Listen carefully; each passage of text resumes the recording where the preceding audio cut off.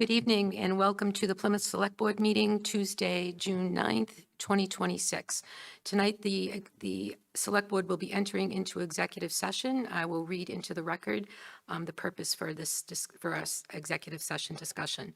The Select Board will hold an executive session pursuant to Massachusetts General Laws, Chapter 30A, Section 21A, Clause 6, to consider the purchase, exchange, lease, or value of real property if the chair declares that an open meeting may have a detrimental effect on the negotiating position of the public body. I do so declare. We'll be discussing Landers Farm Road, the value of the real property. The parcel ID is listed in our packet. Do I have a motion to move into executive session? So moved. Second? Second. Second. Okay, we will move. Any discussion? Nope. Take a vote. Mr. Cohen? Yes. Mr. Canty? Yes. Mr. Golden? Yes. And myself, yes. We will move into executive session and we'll return at approximately 6 p.m.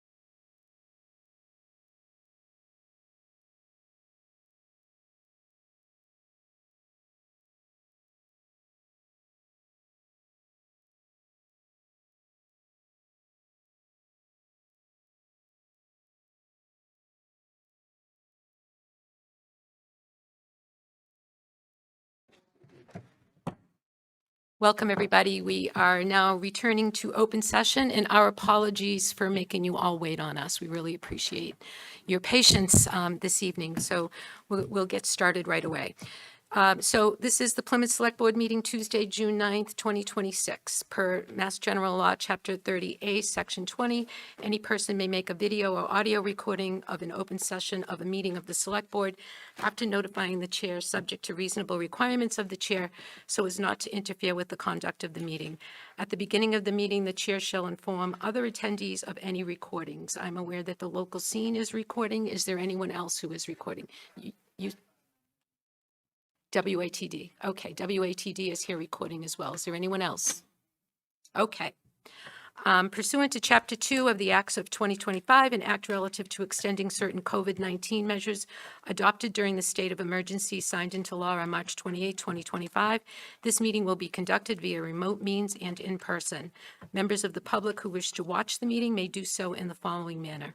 Tune into the local scene government cable access channels, Comcast Channel 9 or Verizon Channel 47, and watch the meeting as it is aired live, or you can watch a recording later, or watch the meeting live on the local scene website or YouTube platform.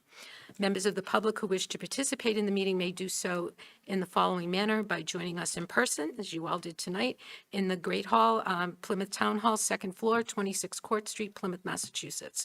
Or you can join us remotely by clicking on the Zoom link that is in the packet. Could we please join us in the pledge to the flag? I pledge allegiance to the flag of the United States of America and to the republic which stands one nation under God, indivisible, with liberty and justice for all. Okay. Our first item on the agenda is one of my favorite activities that the Select Board gets to participate in, and that is the Fire Department promotional ceremony. So, Chief. Thank you, Chair Quinto, and thank you to the board for allowing us to come in here tonight and recognize these individuals on their achievements. Welcome to everybody here. It's good to see some folks from the department. We have our chaplain, Gary Bloom, here as well. And thank you all of the friends and family that have come to recognize the promotional badge pinning ceremony that we're going to be performing here tonight.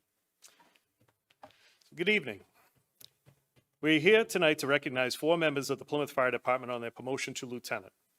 This is a milestone that reflects years of dedication, hard work, and a commitment to this department and to the people of this community. Every day, our firefighters put themselves in harm's way to protect our community. They are the first to arrive and the last to leave, sometimes for days when it comes to winter storms. Ceremonies like this one exist to acknowledge that service and to recognize those who have gone further, taken the extra steps, and taking on the responsibility of leadership within the department. To the officers here tonight, congratulations. You've earned this moment. The rank of lieutenant carries real weight, as you are often the first on major scenes, and your decisions set that response in motion and set the scene on how we perform. We have every confidence that you are ready for these challenges. I also want to take a moment to acknowledge the families who are here tonight. Behind every one of us is a network of people who carry the load when our job demands it, who holds things together during long shifts, stressful calls, and the countless hours of studying that go with this promotional process. Your support makes this possible, and it doesn't go unnoticed. Thank you all for your support.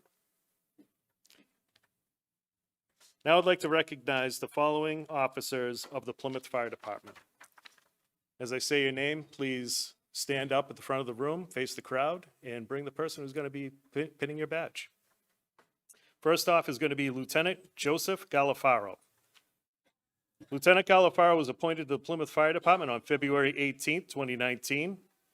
He was promoted to temporary lieutenant on April 15, 2025, and then permanently promoted on August 5, 2025.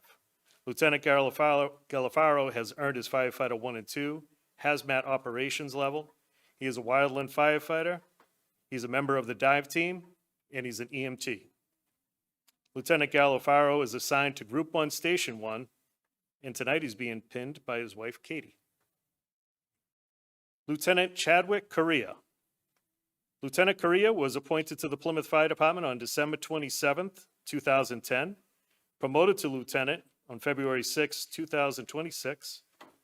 Lieutenant Correa has earned his firefighter 1 and 2 hazmat operations level responder, is a wildland firefighter, and is a member of the dive team and has several certifications as well. Lieutenant Correa is assigned to Group 4, Station 1, and is being pinned tonight by his dad, retired firefighter Stephen Correa, and assisted by his mom. Sorry, I'm looking at my notes. All right. Lieutenant Matthew DeMayo. Lieutenant DeMayo was appointed to the Plymouth Fire Department on December 27, 2010.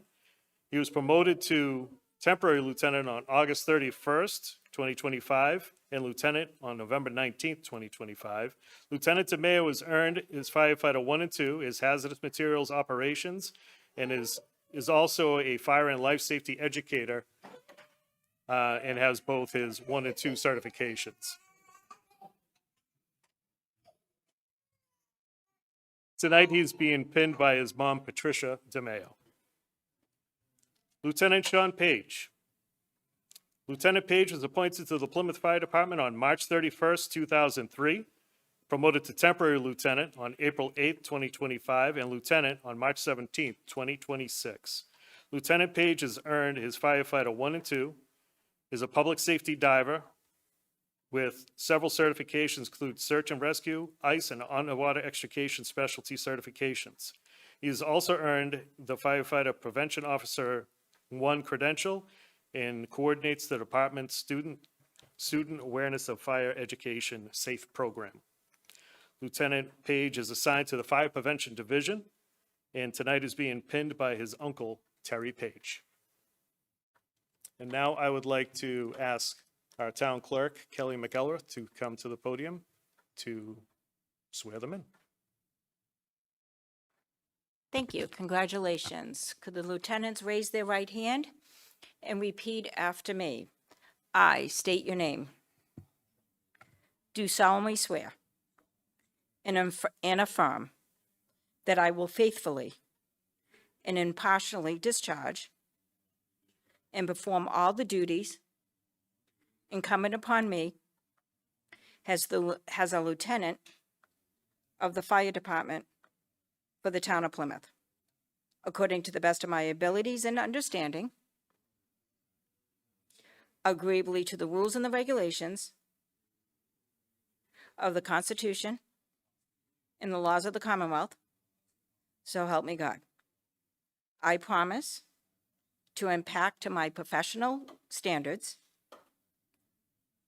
of quality and integrity so that the conduct of the affairs of the department shall be above reproach and merit public confidence in the Plymouth Fire Department. Congratulations.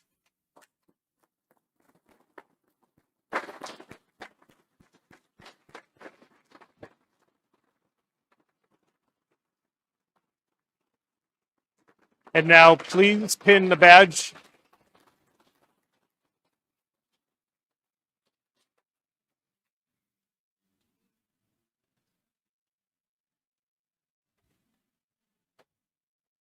Another round of applause, everybody. Congratulations.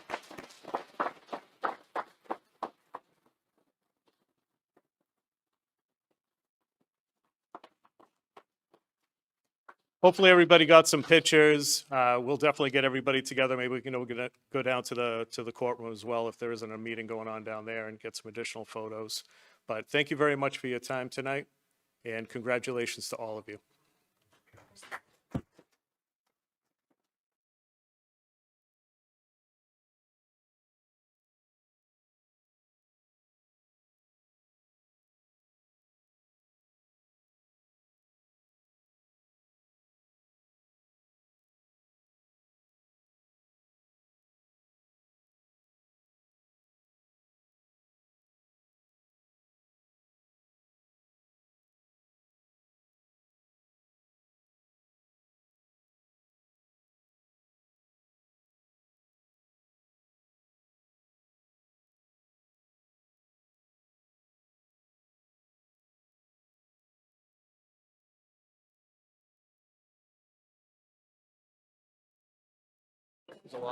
We're going to take a 5-minute recess.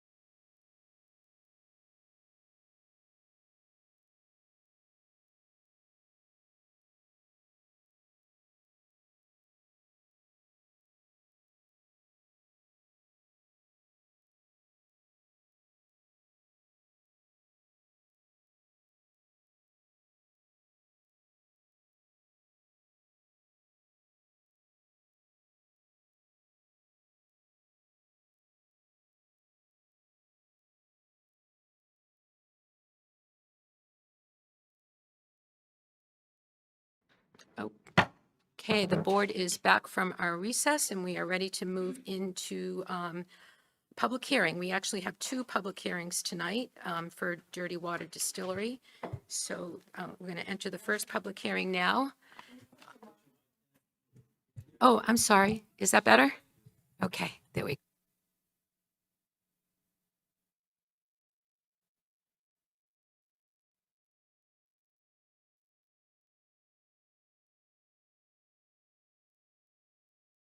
Now it's on. Okay. Now I think we're good to go. Here we go. In accordance with Chapter 138 of the Massachusetts General Laws as amended, notice is hereby given that a public hearing will be held at the Plymouth Town Hall, 26 Court Street on Tuesday, June 9th at 6 p.m. to consider the application for a change of ownership interest from Dirty Water Distillery LLC doing business as Lamanama Beer Labs, holder of an annual farmer brewery pouring permit, 49 Cottage Park Circle, Bay 2, Patris Avazonis, manager for Dirty Water Distillery LLC, doing business as Lamanama Beer Labs, 49 Cottage Park Circle, Bay 2, to James Bandera, manager. Description of premises is as follows. It's a single-level, 4,500 square foot light manufacturing space, approximately 1,000 square feet of floor space set aside for brewery operations. Is there anyone here to speak on behalf of the applicant? Mr. Bandera, did you wish to speak on this, or no? Okay. Is there anyone from the town who wishes to speak? Anyone from the public who wishes to speak in favor of the application? Anyone online, Jade? Okay. Anyone in the audience who wishes to speak in opposition to the application?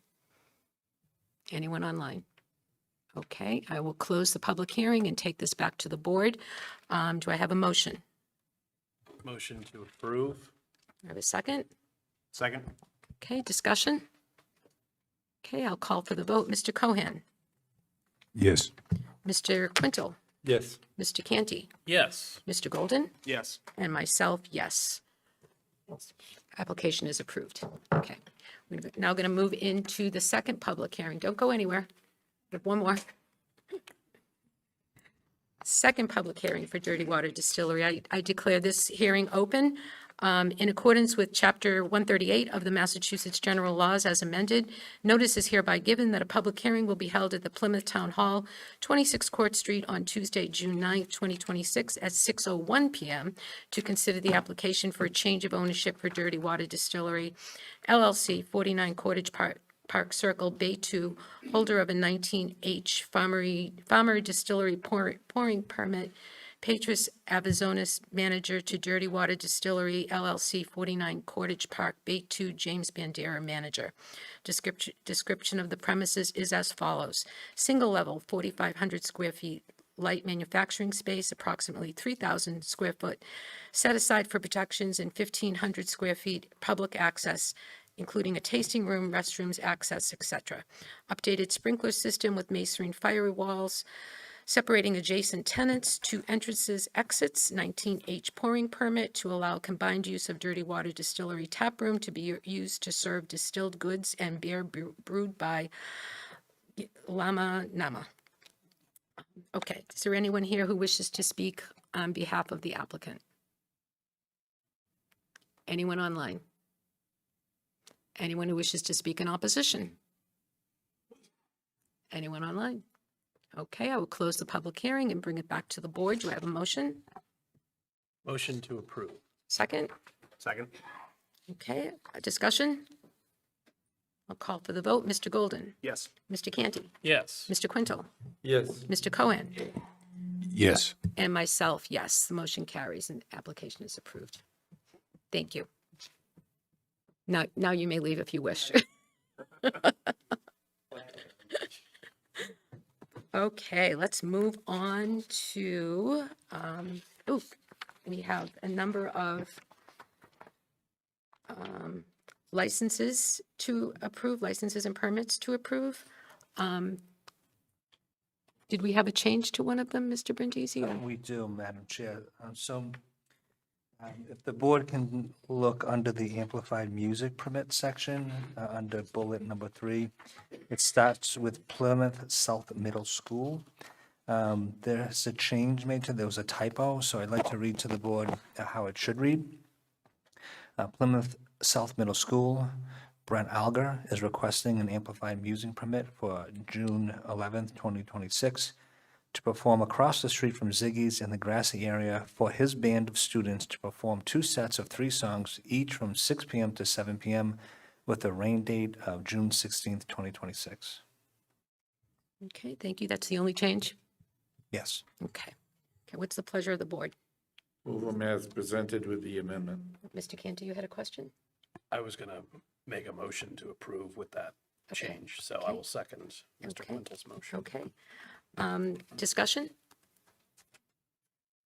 Okay, I'll call for the vote. Mr. Cohen? I'm sorry, is this for all of the, For the licenses and permits? so for all of them? Yes. Okay. I just had one question on the town of Plymouth, 26 Court Street. The town is requesting amplified music for June 6, 2020, June 27th of this year for the 250th commencement ceremony at Town Square. So I wanted to just take a minute just to, you can pass this down, take one of them. Attaches that the 250th committee has come up with a logo, and they're working on a pamphlet that will be highlighting downtown Plymouth and take people on tours to show where events around the time of the Revolution took place in Plymouth, such as the Sons of Liberty and their activities in our town square and around town where they met, and the events is going to be like a freedom trail in downtown Plymouth. And on June 27th, at 1 PM in Town Square, we're going to have this 250th commencement ceremony. We'll be reading the Mayflower Compact. We'll be reading the resolution to town meeting looking for independence in the year 1776 at town meeting here in Plymouth, and also reading the Declaration of Independence. And I just wanted people to see the press release, and I also wanted to just let people know that there is a logo, and it's focused on our 1749 courthouse where these events transpired, and I hope people can join us on that day. So I just wanted to make note of that as we move to vote for this amplified permit for sound. And I am in favor of it. Okay, thank you, Mr. Cohen. So now I would like your vote. Do you approve this? I am in favor, yes. Okay. Mr. Quintel, Yes. Mr. Canty, Yes. Mr. Golden, Yes. and myself, yes. Okay. Licenses and permits are approved. All right, moving into administrative notes. Pleasure of the board. Move them as listed unless somebody has a question on them. Okay, second. Second, okay. Discussion? No, okay. Mr. Golden, Yes.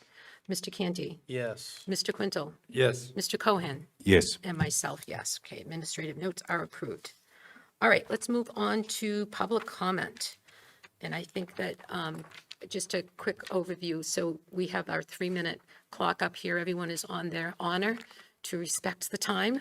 So just watch as it clicks by, and that allows me and everybody else on the board to stay completely engaged and focused, and we're not being the timekeepers. You are your own timekeepers, but you will hear a little alert prior to your 3 minutes. No, Mr. Cirque.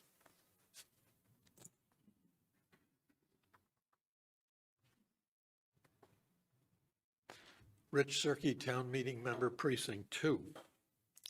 According to your agenda, the Select Board is scheduled to decide tonight whether the town will exercise its right of first refusal to purchase a 138-acre parcel of land in Cedarville or assign its right of first refusal to a nonprofit conservation organization, or waive its rights to do so, thereby allowing it to be sold for residential development to Matthew Sheridan pursuant to a P&S between Sheridan and the landowner, PA Landers, Inc. Sheridan is a friend of board members Canty and Golden. He managed Canty's recent reelection campaign for the Select Board and is managing Golden's current campaign for state representative. Both Mr. Canty and Mr. Golden have filed voluntary disclosure statements under the state conflict of interest statute.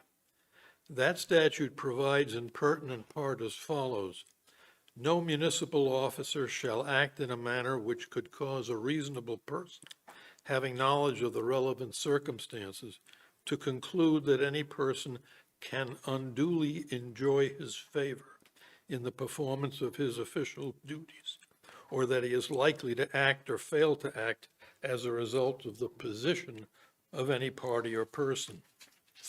The statute goes on to say that, quote, "It shall be unreasonable to so conclude if such officer has disclosed in a manner which is public in nature the facts which would otherwise lead to such a conclusion."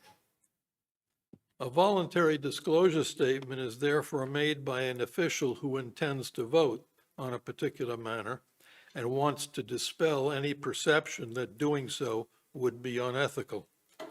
A voluntary recusal statement, on the other hand, is made by an official who does not intend to vote on a particular matter because he has determined that doing so would be unethical. I'm here to urge Mr. Canty and Mr. Golden to change your minds and recuse yourselves from voting on this matter. Your voluntary disclosures may be sufficient to satisfy the statute, in my opinion, but they're insufficient to pass muster in the court of public opinion. If both of you recuse yourselves, there'll still be a quorum as long as Ms. Iaquinto, Mr. Quintel, and Mr. Cohen are present and vote. A quorum of the board is 3, and our charter provides that a majority vote means a majority of those present and voting. Therefore, can I have 20 more seconds? You may have 20 more seconds, Mr. Cirque. Therefore, if both of you recuse yourselves, if a motion to exercise or assign the town's right of first refusal is supported by at least 2 of the 3, the right will be exercised or assigned, as the case may be. And if a motion to exercise or assign the town's right of first refusal is not supported by at least 2 of the 3, the right will simply be waived. Simply put, your votes are not necessary in this case. I have no doubt that both of you are operating in good faith and want to do the right thing. In this case, I believe the right thing to do would be to step aside and let the other 3 decide. Thank you, and thank you in particular for the extra time. Thank you, Mr. Cirque. Is there anyone else who wishes to speak? Yes, Ms. Holland.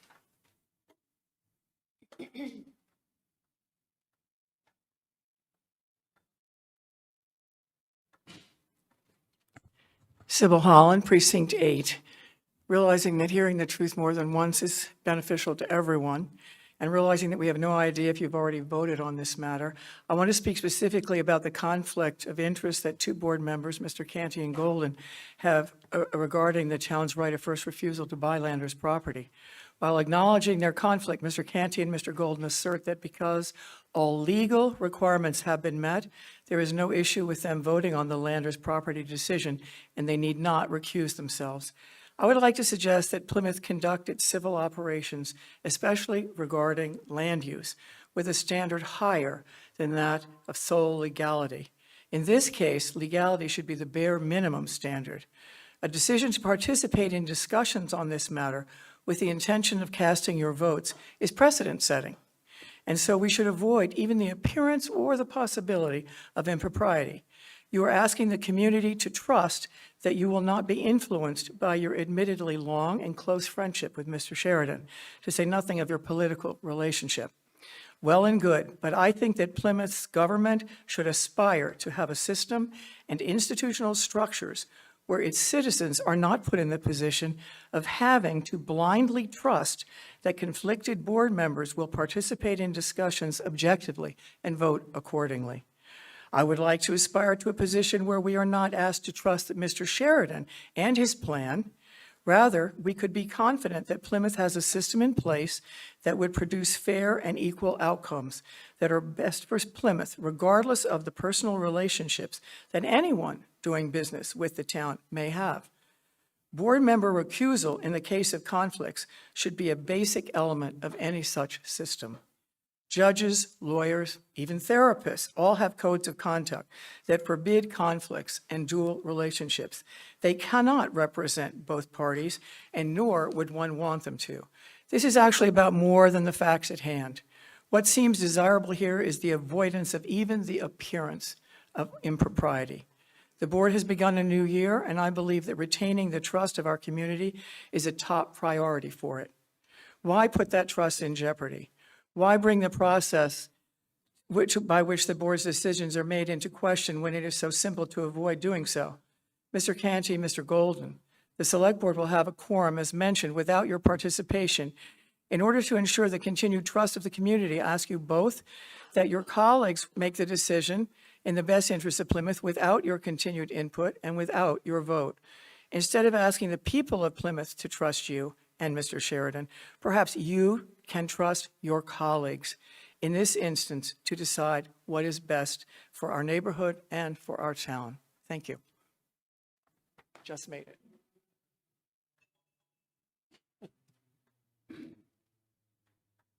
Perfect timing, Ms. Holland. Through the chair.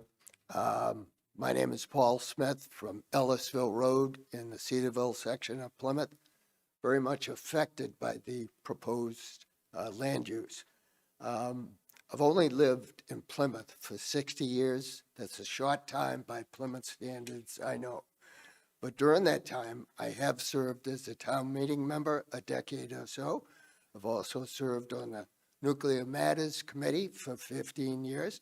I also served on the Handicap, a state-run committee looking for Plymouth's best interest.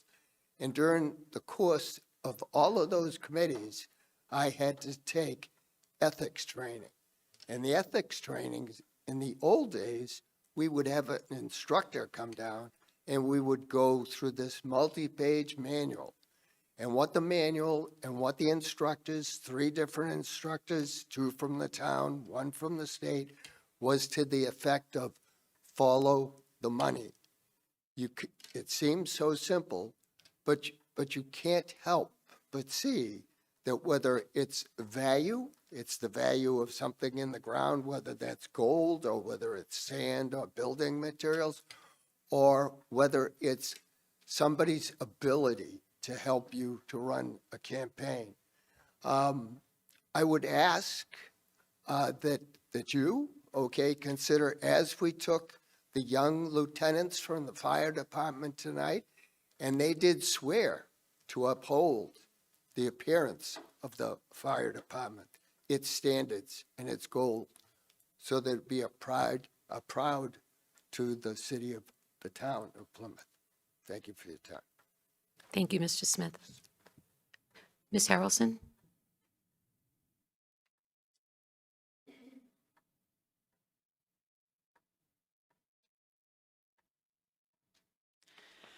Thank you very much for letting me speak. My name is Catherine Harrelson, Powderhorn Pond Road, speaking tonight as a private citizen. First and foremost, I want to thank all of those who attended the Open Public Forum on Saturday. I hope everyone who is in attendance found it informative and helpful. I'm here tonight to ask the 2 Select Board members who have disclosed personal and business relationships with a developer seeking to purchase 2 Chapter 61A parcels to recuse themselves from all future executive sessions and from the final vote regarding the town's right of first refusal. This is not about questioning anyone's integrity or suggesting any wrongdoing on the part of these members. It's about protecting the public trust in our public processes. When officials have personal or business relationships with a party which could possibly benefit from a decision, the appearance of conflict of interest can be just as damaging to our town as an actual conflict. Filing a disclosure statement is a good first step, but it doesn't eliminate the appearance of favoritism or undue influence of the party that's under consideration. We need to know that decisions are being made solely on the merits and the best interests of the town. This is a significant public decision. Residents deserve that we have every confidence that every option is being evaluated fairly, and whether that means conservation, acquisition, or private development, or any other option. When our Select Board members have close ties to an interested party, and when they continue to participate in these closed-door discussions and voting, many people will question whether the public is receiving the same consideration as well-developed and well-connected developers. It's become apparent just over the last several months of what's going on in the country that government works best when people participate. In fact, government only works when people participate. It doesn't work if we don't have public participation. And people only participate when they trust the process, when they trust that they're going to have a fair shake in the final outcome. And this depends not only compliance with the letter of the law, but the spirit of the law as well. For these reasons, I respectfully urge the 2 Select Board members to recuse themselves from any further executive sessions and from the final vote on these parcels. Doing so would restore the public trust and the confidence in the outcome, whatever that may be. Thank you. Thank you, Ms. Harrelson. Is there anyone else who'd like to speak? Yes, sir.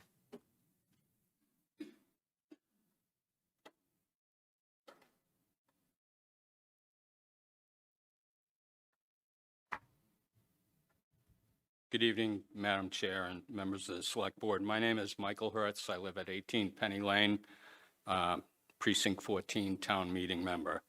I speak on behalf of the residents of Shallow Pond Estates who have been seeking acceptance of our 6 neighborhood roads as public ways for years. We are here tonight to respectfully but firmly request that this board vote to submit a warrant article to the fall town meeting to accept all 6 roads of Shallow Pond Estates as public ways at no cost to the abutting property owners. We believe the record before this board is now overwhelming, and we ask that you act without further delay. The town's own grant application confirms the public necessity. We note on tonight's agenda that the town and the developer are seeking $1,581,796 through the Housing Works Infrastructure Program of the Community One Stop for Growth Opportunity. According to the town's own objectives, this grant is explicitly intended to, quote, support the expense of mitigating utility and traffic impacts and facilitating the acceptance of Kathleen Drive, Donna Drive, and Andrews Way as public ways, thus ensuring that existing neighborhood roadways are improved in conjunction with the proposed developments. By applying for this funding, the town has officially acknowledged that our neighborhood infrastructure requires mitigation and that formal road acceptance is the correct, necessary solution to handle the massive traffic and utility burdens imposed by the Village at Sawmill Woods and Alden's Reach projects. There has been long-standing documented commitment since 2003. This is not a new or sudden request. The town's effort to integrate our neighborhood infrastructure dates back more than 2 decades. In 2003, a letter from Town Planning Director Lee Hartman explicitly indicated the town's intent and effort to have the 6 roads of Shallow Pond Estates accepted as public ways. This should have been resolved 23 years ago. It's time for the town to fulfill the baseline intent of its own planning department. Thank you. Thank you. I see that we have someone online, Jade. I think Ms. Adelman is online for the comment.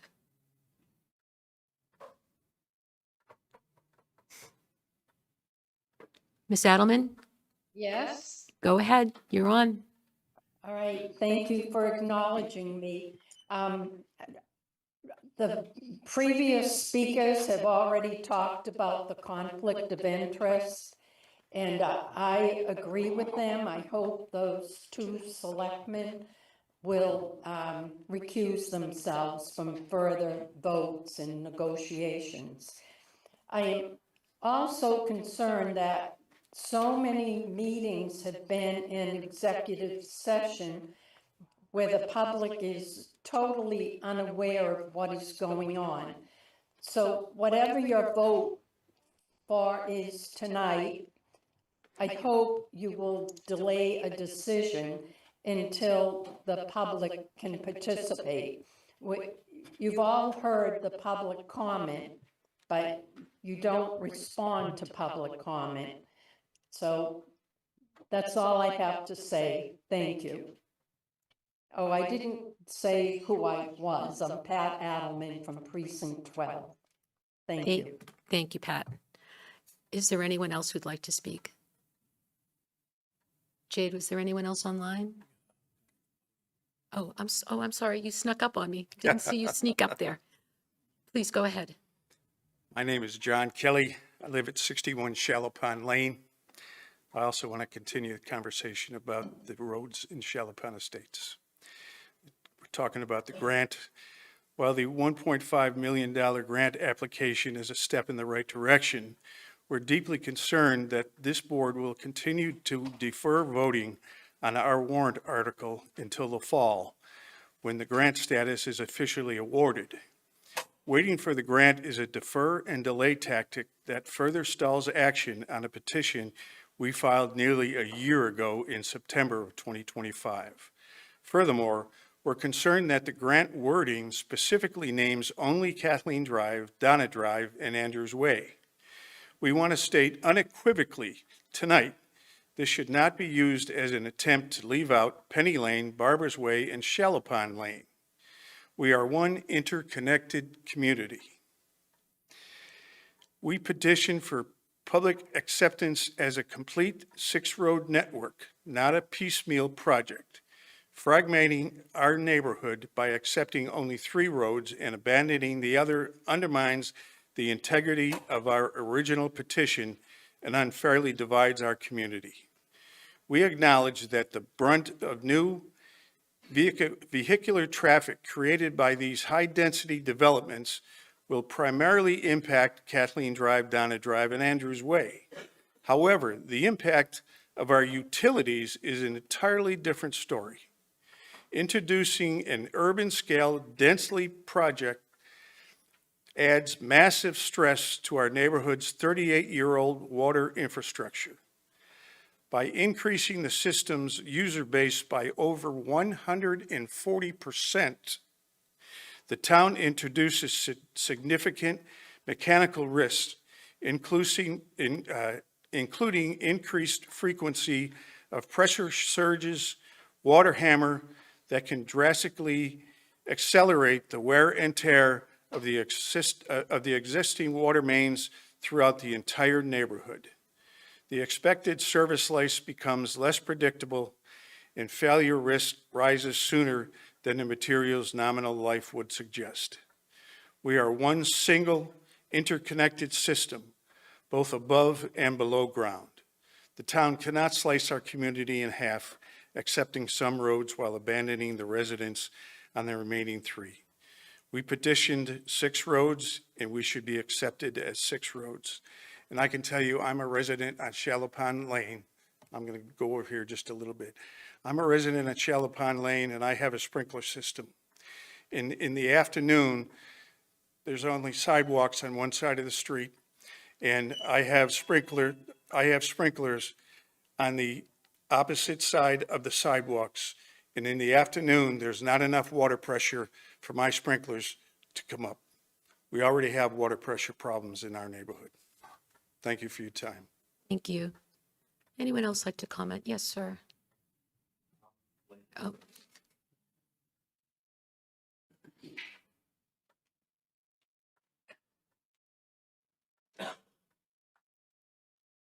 Good evening. Sally Hertz, 18 Penny Lane. So a couple of questions. Does the grant application maximize scoring points? The state's Housing Works scoring rubric awards critical bonus points for a project feasibility based on secured cash matches.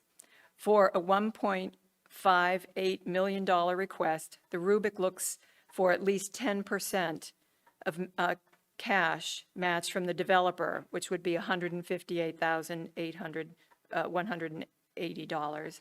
10% local cash match from the town to maximize its score. Thorndike Development, we understand, has committed $100,000, well below the 10% threshold, but claiming that the tens of thousands already contributed to the various studies and the initial paving work at the intersection of Kathleen and Andrew. Meanwhile, we are in the dark, the neighborhood is in the dark regarding what the town's cash match is. Does the application list $158,180 or more in matching funds from the town? If failing to maximize these basic rubric points, the town is submitting a weaker application. If the Select Board uses waiting on the grant as an excuse to defer our warrant article until the fall, you're gambling on our neighborhood's safety and possibly on the underlying application. The ZBA acknowledges the burden on Shallow Pond. In its decision dated April 3rd, 2026, the Plymouth Zoning Board of Appeals granted a comprehensive permit modification to Thorndike Development Alden's Reach LLC, authorizing an expansion from 244 residential condominiums units. As a binding condition of that permit, the Condition 8 expressly requires Thorndike Development to, quote, work with the neighbors to take responsible steps necessary for the town to consider accepting the roads within this development as town ways, unquote. The ZBA, a town body, found the matter of road acceptance significant enough to embed it as a legal obligation in the comprehensive permit. That is not a minor footnote. It is an acknowledgement by the town's own zoning board that the public interest in these roads being accepted is directly tied to the ongoing development that uses Shallow Pond Estates roads as its sole mean of access. Thank you. thank you. I saw it. Yep. Go right ahead. Good evening, Tim Shawbrook, Precinct 14. I'd like for the board to understand that all the neighbors that I'm speaking with, to and from, and on behalf of, are asking for this board for something. We are asking you to vote. We're asking you to vote to submit a warrant article to the fall 2026 town meeting to accept all 6 roads of Shallow Estates as public ways at no cost to the abutting property owners, consistent with long-standing town practice. The town has accepted roads throughout this entire time, going back 2010, a number of roads where there's been no betterment. Do not defer us until a new DPW road acceptance policy is finally approved. We have been here multiple times and we keep getting deferred because of some policy that might one day appear. Okay, we put in our application under the current rules, and our current rules should apply to us. If town meeting votes to accept these roads and as is conditioned, which is within the rules, and if the grant is awarded, that would be we welcome the opportunity to see at least some of the infrastructure rehabilitated. Just as importantly, it would finally relieve property owners of all 6 roads of the burden of maintaining and repairing shallow pond infrastructure, as they now serve a much broader community. There are 3 subdivisions that can only get to their property through our roads. They have become de facto public ways. There will be over 244 homes and another 14 homes that cannot get to their property without using our roads. If the grant is not approved, the town can still accept the roads and place them in the pavement management program schedule. We are not asking for our roads to be brought up to standards right away. We understand the process, okay? That would still be a responsible path forward. In that case, Thorndike would then remain responsible to mill and overlay Kathleen Drive at least, and the ADA sidewalk, cut curbs into Kathleen intersections, and approximately 300 linear feet of road repair on other roads. The issue is ultimately about fairness. The town has a number of times said they were going to accept the roads over 23 years, and we keep getting delayed for one reason or another, okay? This is about fairness, responsibility, and long-term stewardship. These roads function as now a part of a wider network of the community. It's no longer just Shallow Pond Lane. You have 3 other subdivisions involved. It's appropriate for the town to move forward along taking this ownership in a way that protects the residents who are expected to carry this burden now on their own. Thank you. Thank you. Is there anyone else who wishes to speak? Mr. Malaguti?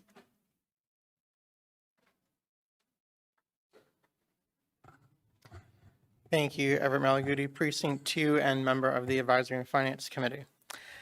I wasn't going to speak tonight, but I felt that I needed to based upon our meeting that we had last Wednesday. We had a meeting requesting for funds of roughly approximately $49,000 for replacement of the sprinkler system heads at the main library. The reason that this is a concern is this has a long, elongated, decades story behind it, that the actual system has had a recall on the actual sprinkler since '98 and was recently aware of by our current facilities manager when he asked for this request. It was shocking and somewhat unnerving for the committee to see that a decades-long issue had been standing within this building, and we asked not just our regular questions that we usually do, but we asked of our facilities manager to also contact the school's facilities manager to make sure that they do their own audit of these buildings to make sure that there's no other system within all of the municipal buildings in town that have similar systems of this. This could have been adjudicated and actually remedied decades ago when there was actually a 3 to 4 year time frame for the actual recall to be replaced on these sprinkler systems. And I find it unnerving that the actual inspections gave these a clear pass every time there's been an inspection by our former company that did the safety inspections for this. So I'm highlighting this for the future. We are looking as a committee during our July meeting to discuss a capital planning process for these types of issues so that we do not have this happen into the future. And I also thought it was pertinent now to bring this to the select board, not just for community knowledge, but also as we've been talking about for months about strategically using the timeframe for better budgeting and openness in budgeting for the future. And I felt that this would be basically the perfect timing to actually bring something like this forward, since this has actually been something the community has been looking at for years, not just within other buildings in town for other reasons, but we do lack the actual timeframe to actually look at projects, and we're always reactive and never really proactive on anything that we do. And I think it's time that now, while we do have money in accounts to do this, we need to formulate a plan to actually look at capital planning for actually keeping these buildings in the maintenance that we need to, not just for saving taxpayer dollars, but saving taxpayer lives and property. Thank you. Thank you, Mr. Malaguti. Is there anyone else who'd like to speak? Is there anyone else online? No? Okay. All right, let us move into our agenda proper. And the first item on our agenda is a discussion of the Chapter 61 right of first refusal as it relates to the Landis Farm Road that we've been discussing for several months now. We did take a vote and make a decision in executive session, and we voted 3-2 to waive our right of first refusal. So I'm going to take it to the board for a motion. So we're going to ratify that vote here tonight, and then we're going to spend time providing you with some information and context for what this decision means and what it doesn't mean for the community. So with that, I will ask for a motion. Make a motion to waive the town's right of first refusal as to the listed parcels, subject to the conditional waiver that was outlined. Okay, do I have a second? Second. Okay, so now we'll have discussion, and I would like to kick off discussion if my colleagues don't mind. I made a commitment in public forums that we would provide context and rationale for the decision that we made. And we would talk about all of the options that we considered in executive session, and why we chose the path that we did. And so that's what I'd like to spend a few minutes doing today, and then I'll invite my colleagues to join in that discussion. So as you know, we've been in executive session for several weeks discussing this project and the options that we had. And during that time, we've received dozens of letters, emails, phone calls from residents about the property. We've heard public comment at all of our board meetings for the past several weeks, and the majority of the board attended the public forum that the Community Land and Water Coalition graciously put on this past Saturday. And we answered questions the best we could about what decisions we were thinking about and what options we were considering. So trying to be as transparent as possible while we were still in executive session. So we had a lot of questions about why this was being discussed in executive session. So when it comes to real estate discussions, Chapter 61 or otherwise, executive session is often necessary to protect the interests of the town and our potential buyers and sellers. And in this case, we were advised that that this was the case, and that this was best discussed in executive session. But now we're free to talk about it, and we will. So even after this meeting, I will make myself available for any questions that anyone has, and I'm sure that my board members will join me in that. We do want people to understand why this decision was made, because we do recognize that a number of residents would have wished that we would have hoped for a different outcome. But I want to talk first about the options that we considered. First, we considered, should we exercise our right of first refusal and purchase the land? The value of the land was $5 million. So given our current financial constraints and all of the competing capital priorities that we have, the board determined that the direct acquisition of this property really was not financially feasible.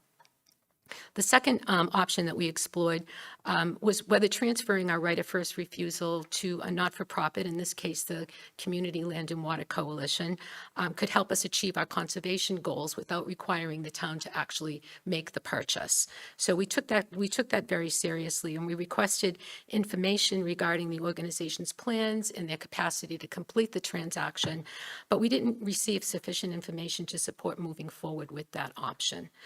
And third, we discussed what waiving our rights would mean for the town. This is where we spent the majority of our discussion. What would this mean, positive and negative? So it's public knowledge that Sheridan Home Builders is the potential buyer for this property. Mr. Sheridan has made the rounds of several committees. He was at LUAC, he was at the Open Space Committee meeting, talking about at a very high level what his plans were for that property. So that was no secret. The Select Board decided to pursue the idea of a conditional waiver, focusing on benefits that we felt would be of value to the community. So I'm going to tell you a little bit about what that conditional waiver is, and I'm going to read you the conditions that were agreed to in executive session. But to get to that point, Mr. Cohen and I were the two members of the Select Board that had the conversations and worked through the terms of the conditional waiver with Mr. Sheridan. So we had several conversations about that. We went back and forth on different things that we would consider and not consider. And we were able to agree on conditions that the board feels would help us achieve a number of key public objectives, including goals that have been identified in our comprehensive plan, goals for affordable housing, goals for conservation and well protection, pedestrian infrastructure, and more. In addition, this project would also help us move forward to meet our 10% affordable housing goals, our SHR goals.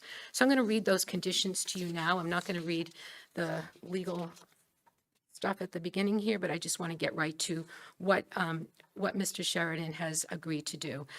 In this project, he will preserve at least 40%, that's 51.5 acres, more or less, of the property for open space, including the cranberry bogs in the northern portion of the site and the Zone 2 area to protect the public water supply wellhead recharge area.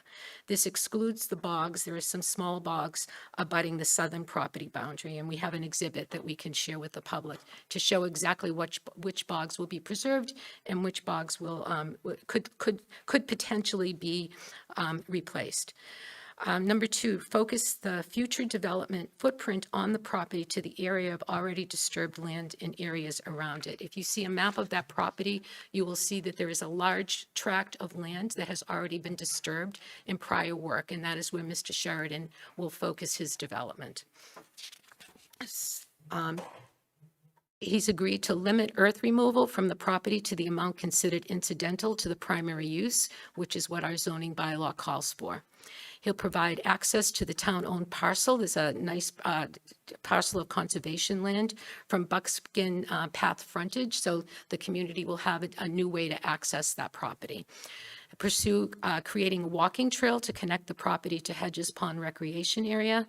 He'll also pursue a sidewalk between the property and Hedges Pond Recreation Area, providing some much-needed pedestrian access in that area. Excuse me. He'll also pursue an easement across the property to Hedges Pond Road for an access road, so that it would not necessarily go through the existing development. People would access it in a different way. He'd also consider maintaining a contiguous strip of open space to help protect the wellhead, and he'll also evaluate the feasibility of building a wastewater treatment facility to avoid septic systems. I think one of the key selling points of this proposal was the type of housing that Mr. Sheridan is proposing to build. It's a much-needed void in Plymouth right now. He's proposing to build what we used to call entry-level housing. What is it? Starter homes, sorry. Entry-level housing, starter homes. So that is really a price point that has been missing in Plymouth, and that is going to be the focus of this development. So that's something that was identified from public comment in the comprehensive planning process that was a missing piece in Plymouth. So we felt that this development gave us a nice balance of being able to conserve a good portion of the land and providing us with a much-needed type of housing that the community said was missing from Plymouth. Mr. Sheridan has also agreed that the issuance of this special permit or subdivision approval for the development of the property will be considered full acknowledgement by the town of Plymouth that the foregoing conditions have been completely and fully satisfied. So this document will be recorded and will become part of the record going forward. So with that, I will invite my board to also offer comments. Is there anyone discussion? Mr. Canty. Thank you. So I intend to vote in favor of this as I did upstairs because the proposal with the conditional waiver, in my opinion, balances the preservation of a large portion of the property with the need to provide more attainable housing throughout the community. In our comprehensive plan that we've recently completed as a community after significant public input, the issue of affordability was top of mind in people's concerns, and a lot of that had to deal with housing. On page 45 of that document, in the housing section, under key issues, the first two bullets are particularly relevant. Plymouth needs more attainable housing options at a variety of price points. Plymouth also needs a greater variety of housing types to meet changing needs throughout life stages. I do not know the details of this specific project because although I am not a developer, my understanding is that it takes a significant amount of time and money to create a site plan and specific development proposals. But I do know the track record of the particular developer at issue here. He's somebody that has a track record, a demonstrated track record in this community of creating working class housing that's sold for significantly less than it could be sold for because he wants to help people achieve their dream of home ownership in Plymouth. And there's also a demonstrated track record by that same developer with those same projects, leaving money on the table and providing workforce housing, of also preserving open space on that land and donating it to the public for permanent protection. That is something we have been asking years and years, to have developers that want to work with us on these types of goals so that we can have more sustainable development throughout this community. And we have achieved that, I think, through this agreement for this particular parcel. And I think this is the type of development as we continue to meet the ever-growing housing needs, not just in Plymouth, but in the Commonwealth of Massachusetts and as a nation, that I would hope that we see more and more of. But at least we are seeing it here for the first time in a meaningful way with the town being involved. Because typically, the select board doesn't have any involvement in the issuance of these types of projects. We have very little to do with the development of parcels and properties in this community. The planning board, the ZBA, they get involved. The select board very rarely does. And we were able to utilize the opportunity afforded to us by the Chapter 61 process to secure this for this community. Affordability is a significant issue in our community. I just completed an election process where affordability was a chief concern in this community, on doors that I knocked, at forums that I went to, people that reached out to my campaign or reached out to me personally. Plymouth is leaving people behind, particularly 35 and unders, people who can't afford to live in this community, even if they grew up here. They can't afford to stay, and it's not sustainable, and we need more housing options, as we said in our master plan, or comprehensive plan as we renamed it, more attainable housing options at a variety of price points, and a greater variety of housing types to meet the changing needs throughout life stages. Preservation is also important. We are lucky that in Plymouth we have 38% of our land in open space conditions, and that's great. And I'm sure we will acquire more open space as a part of this process as well. But we need to have a balance between the need for preservation and the need for dealing with this affordability crisis. I believe personally that we've struck this balance here. I believe it was in the best interest of the town to strike that balance. That's why I voted that way upstairs, and that's why I'm going to vote in the affirmative down here. Thank you.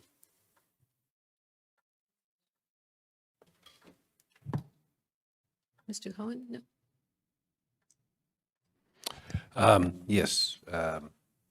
So I will not be voting in the affirmative, and I want to focus people's attention on, this is not about the potential buyer. I did work with my colleagues to engage the potential buyer about options that they would be willing to entertain. But this is not the only option we have as a town.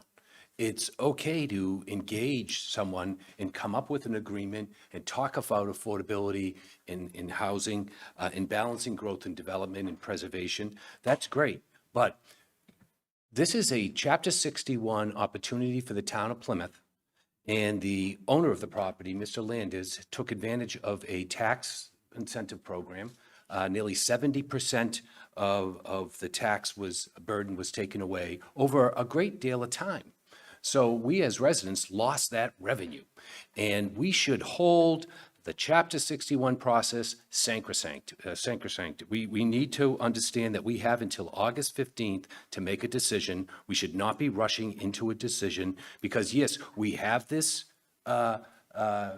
this understanding worked out, which is an option, but we also have this other option about conservation and preservation in working with other organizations. Over the 23 years that I was on the Community Preservation Committee and we were making land acquisitions, we often worked with different nonprofits. We sought grants. We looked at the opportunities. I think that in some ways we haven't fully exercised our responsibility around the Chapter 61 option.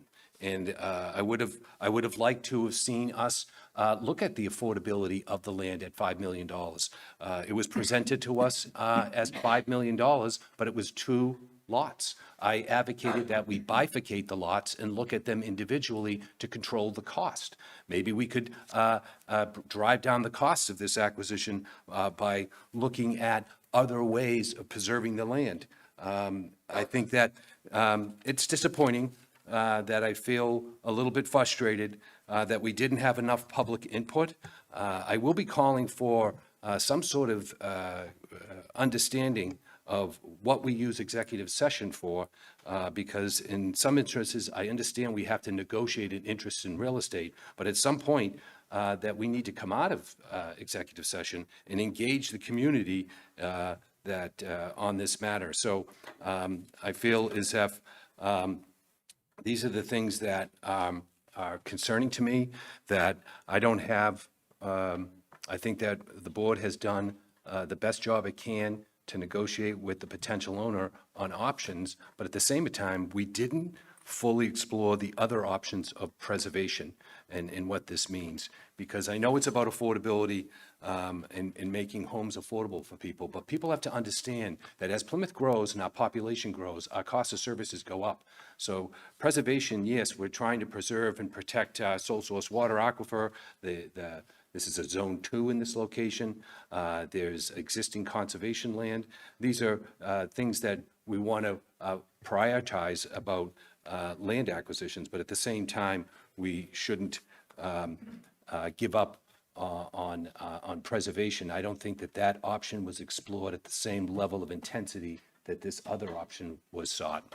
And I look forward to hearing my other board members and their thoughts on this, but that's why I will not be supporting this, because I feel as if we haven't fully explored the options and we have time and we shouldn't rush. Thank you. Additional comments, Mr. Quintal? Yes, I voted against this upstairs and I'm going to vote against it down here. We left Cedarville a couple months ago. I don't know, they have on the roads.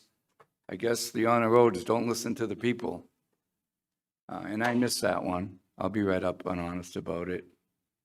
But I do know this, people in our community, especially that part of town right now, there's a lot of parcels, there's a lot of traffic.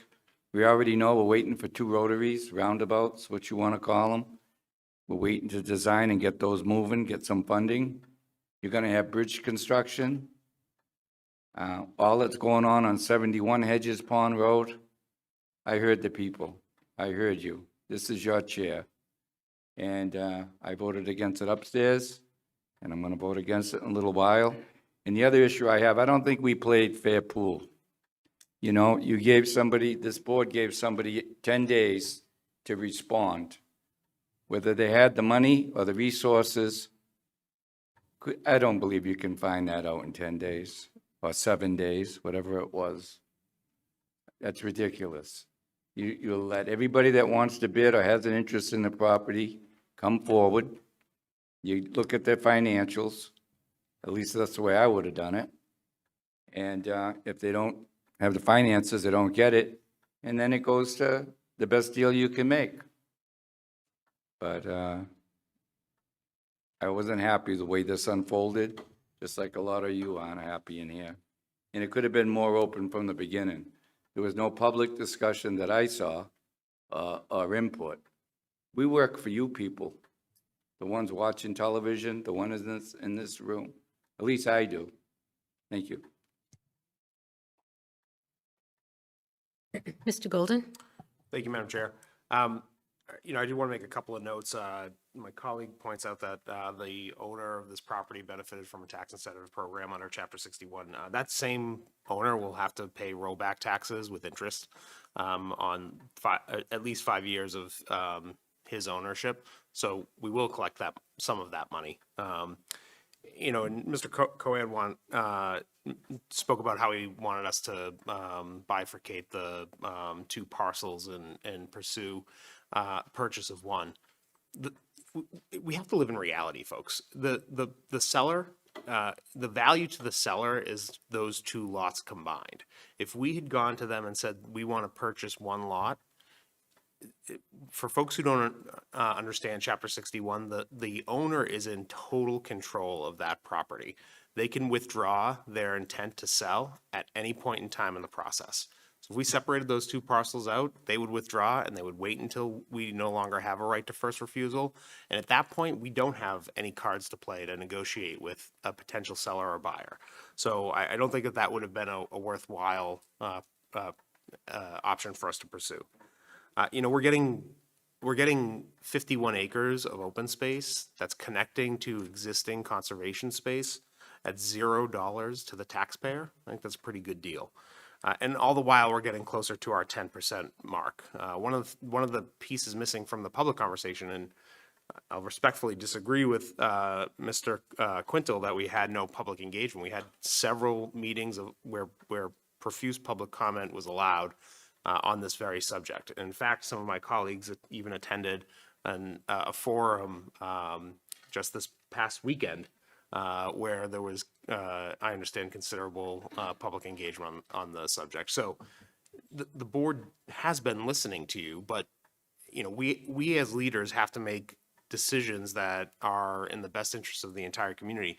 And I'd say that preserving a huge amount of open space while also getting a ton of mitigation and getting us closer to our 10% mark so that we can start telling outside developers, the Pulte's, the Champions, whomever you may be thinking of, no, you're not going to come here and shove 40Bs down our throat. I've said since I've been involved, we have to work with local people who respect the character of our community, and I think that we're accomplishing that here. We've got open space, we've got mitigation, we're getting close to our 10%. We're putting Plymouth in the driver's seat moving forward, and that's why I intend to vote for this. Okay, any additional comment? Mr. Cohen? I just wanted to make a clarification. Yes, it's a 5-year rollback based on how many years they're in. They have to re-up your Chapter 61, and it's only for 5 years at a time. But they've been in Chapter 60 well over 5 years, at least 20 some odd years. So whatever rollback we get is it's minute compared to what revenue that we lost. And my point was that when we're given these opportunities, especially 138 acres in Cedarville, that we should take our time to see what options lie on the table. The bifurcating of it was only to look at what the different lots were worth, and what they, that's not saying that you'd buy one over the other, but it is something that we should have, my point was I felt like we should have fully exercised our responsibility to get a bona fide offer in as it's understood under Chapter 61. And the public comments is not an adequate time for people to come to our podium, make statements to us, and we look at them. And we can't supplement our engagement with the residents about an open session, open meeting about what the steps we should be looking at. It should have been an exchange. A forum by a nonprofit group in our community at our library does not supplement our responsibility to engage the residents on a discussion of this magnitude. I just feel like we didn't, fully exercise that responsibility in terms of just above and beyond what is required of us. I think that this required an effort, not just to satisfy the statute, but to demonstrate to the community that we wanted to have a conversation with them and be transparent about this possible acquisition, and as we explored different ideas, to get their feedback and input. Mr. Canty. Just like to further clarify that nothing about this process has been rushed. Yes, we have 120 days, but there was an initial public purchase and sale agreement that was sent back for further clarification because it was viewed as not being a bona fide offer. That restarted the clock. We are almost on the 3-month anniversary of the original purchase and sale agreement that was sent back due to that purposes. And we did discuss in executive at length the possibility of bifurcating and selling, or buying rather, one of the two parcels, that we could still do that even if we didn't send back the second purchase and sale for it to be bifurcated. And we acted on advice of our counsel in that regard. And we still had that option, but I agree with Mr. Golden that the seller has the entire authority to just pull back and say, no, if that's how you're going to do it, we're not going to do that. If you're going to assign it to this person, or if you're going to conduct yourself in this way, they can just take it back. Then they can take it out of chapter and they can sell it with no control whatsoever. We have utilized Chapter 61 to get agreements from a developer that we would not have gotten if it were not in Chapter 61. That is the value of Chapter 61. The argument that because the town didn't get a lot of money for this parcel for the years it was in Chapter 61, so now we should spend a lot of money to keep it in preservation status, makes no sense. We should look at and evaluate what is the best interest of the town in the circumstances, and getting a significant amount of preservation and meeting our housing needs, both legally under affordable housing and SHI, and of the developer's own volition of keeping the housing affordable, is an incredible achievement, in my opinion, that we have never been able to accomplish meaningfully before, and is not a lost opportunity, is an opportunity seized and made the most of. Thank you. Okay. Mr. Cohen. Again, and I just want to end on this for my input, is that I'm not saying that having this opportunity is something that I'm opposed to. I am talking about the other responsibilities that we should have and could have met when it comes to Chapter 61. 7 days, if we have a nonprofit coming forward saying that we would like to accept this responsibility, and we give them 7 days to respond, that's rushed, and we don't have to vote on it tonight. We could give them more time to come back to us with information pertaining to how they would leverage such an acquisition. We have until August 15th.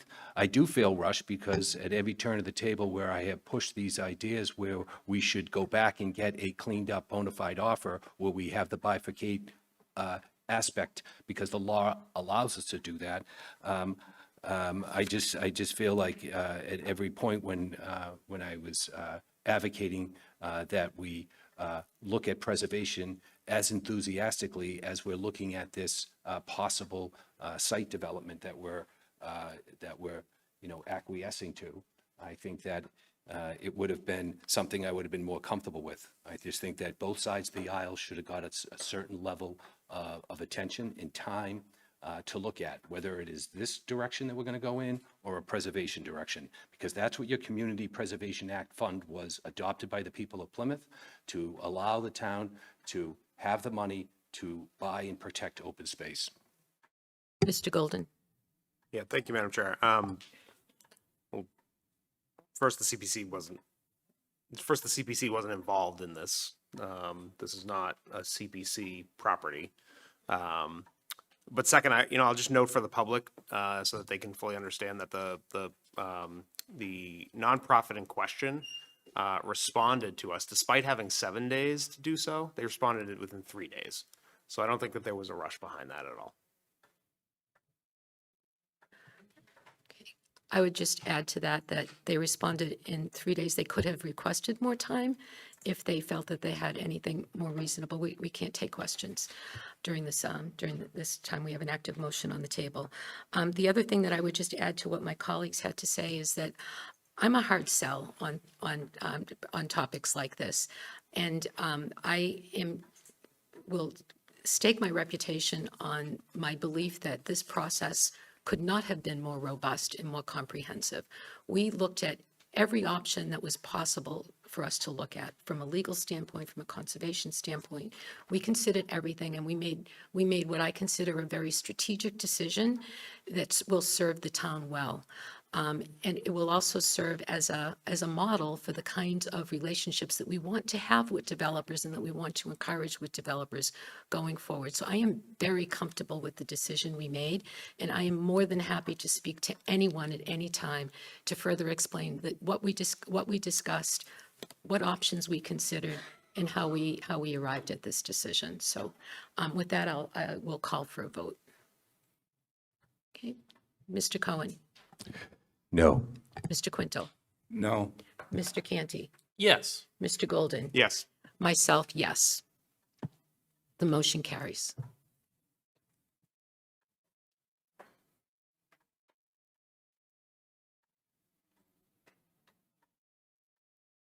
All right, the next item on our agenda, we are appointing a Board of Registrar. And this is, believe this is the only appointment that we make that is reflective of different political parties. So we have two candidates for this position. We have Dr. Fleming Christensen, Democrat, and we have Nancy Cordero, Republican. Is Mr. Fleming, Mr. Christensen, I see you here. Would you like to speak on behalf of your application? Yes.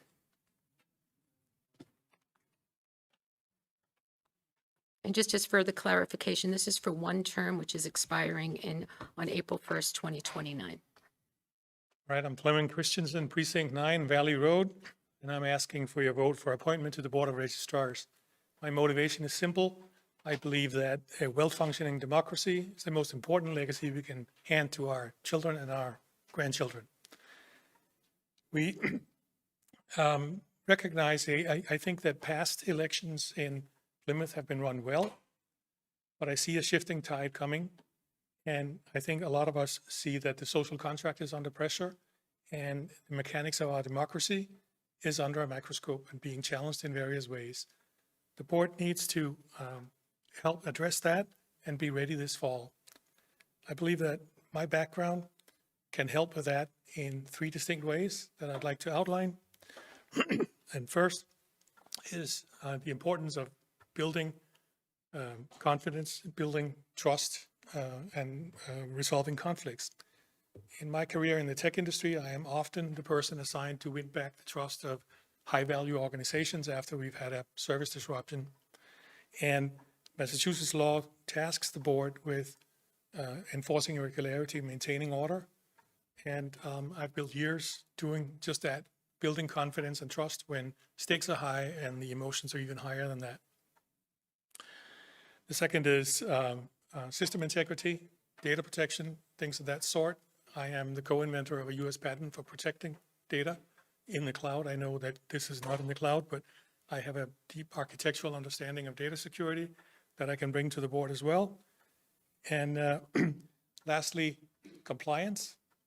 I have a doctorate in engineering and I have a degree in economics as well. I am trained to value evidence and fact and will evaluate challenges that are brought to the board according to the statute and to the facts that are in front of us. That's important, and I ask you for your vote. Thank you. questions for you. Does the board have questions for Mr. Christensen? Mr. Canty? So I have a typical question that I ask most applicants, but I don't know that it's necessarily 100% applicable in this particular appointment, because really the purposes of this appointment are to maintain election integrity and make sure that every vote is counted fairly and accurately. So you touched upon it briefly in your comments, but I will ask the same question of the other applicant. But what about your background and service would you be able to articulate as to how you would make sure that everyone's vote is counted fairly and accurately in all the whether it's a local election, a federal election, a state primary, a federal primary, or a special election on a matter of some import? How could you, if you were given the opportunity to be appointed to the Board of Registrars, how would you ensure that directive is carried out? I would certainly review the existing processes and make sure that, especially when certain parts of an election happen under time pressure, mail-in ballots are counted on the very day, not as they come in. Nomination papers can come in, late with large amounts of signatures to verify. All of those are situations where making sure that there's clear processes in place are important. I'm also looking ahead to various kinds of challenges that challenge every citizen resident has a right to cast a ballot and have it counted if they so choose.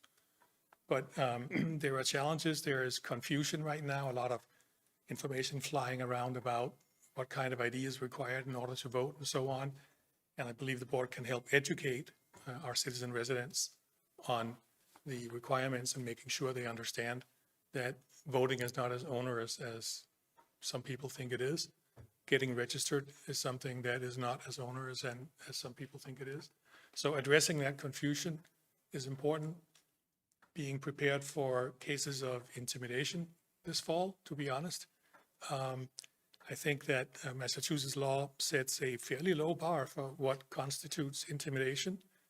And I would like our voters to know that they have a right to not be intimidated as they approach and enter a polling location.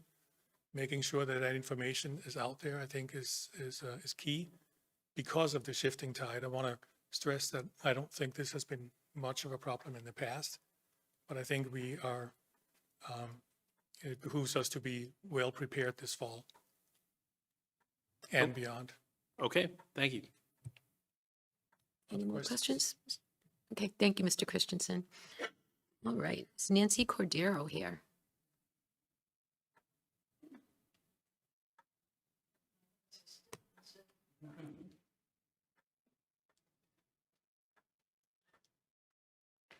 Welcome, Ms. Cordero. I'm sorry, I can't hear you. I said welcome. Pardon? Welcome. Can you tell us a little bit about yourself and why you're interested in this appointment? Yes, I'm on the Board of Registrars. I've been on the board for 49 years. I'd like to continue for another 49, but I found it very interesting, a lot of hard work, meeting a lot of people. I'm here because the chairman of the Republican Committee didn't submit any names, and I always have my name submitted, so I'm calling to ask to be accepted again. Okay, do we have questions for Ms. Cordero? Mr. Canty? Ms. Cordero, I'll ask you the same question I asked Mr. Christensen. How would you ensure that every vote is counted regardless of who cast it and who they cast it for, and any election that a vote is cast in Plymouth that you would oversee? We've done it for many years, and we haven't had any slip-ups yet, and we just count them coming in on the machine and then on the side pockets when they come in. We do the overseas ones after the election's finished. When they come in, we do them by hand. Okay. Other questions? Nope. Okay, I'll call for the vote. I'm going to start with you, Mr. Cohen, if you want to put your I will, before I vote though, just your full name dis- in, your name, but What was that? choose, who would you, Well, before I vote and choose someone, I wanted to say something. oh, Okay. You can do that. So I just wanted to, for full disclosure, I'm a registered Democrat and been active in Democratic politics for many years here in Plymouth. And I spend most of my election cycles focused on Election Day. I work with others. We put out a spreadsheet, tallying up information and getting it out to residents. It's unofficial information, but in that capacity over the years, I have worked with the clerk's office and have seen from Larry to Pearl to now Kelly, this level of due diligence that puts our clerk's office at the highest standard. So I understand the importance of every vote counting and that we live in difficult times. But you as a Republican, working in this capacity for 49 years, I greatly appreciate that, and I'm, I'm honored to support you in this capacity. I think political parties aside, in this day and age, we have to start working together in a more constructive way. And, I recognize all your institutional knowledge, all your service to the town of Plymouth on a multitude of levels. So I'll be a pleasure to support you. I do welcome people coming forward and looking to serve on committees. So for my fellow Democrat, I commend you for your enthusiasm, and I hope that you participate in the process as eagerly as Mrs. as our Republican counterpart has. Thank you. I support the Republican Can I go? Yep. person. Got that. Thank you. Mrs. Quintero. Yep. Mr. Quintel? Mrs. Cordero? Mr. Canty? Dr. Christensen? Mr. Golden? Ms. Cordero? Okay, and myself, Mr. Christensen. Ms. Cordero, you have been appointed. Did she leave? Oh, there you are. Ms. Cordero, you've been appointed to another term on the Board of Registrars. Thank you. Congratulations.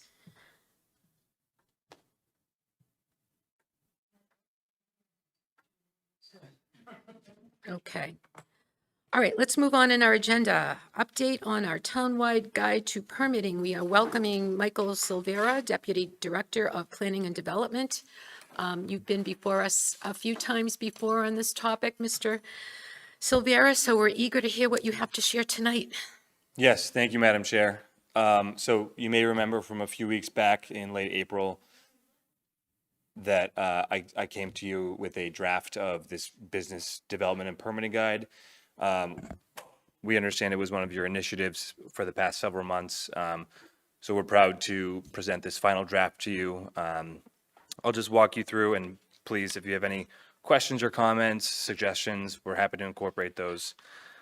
So you flip to the next page. We'll insert a table of contents when this is completed. Oh, sorry, Jade. Thank you. Okay.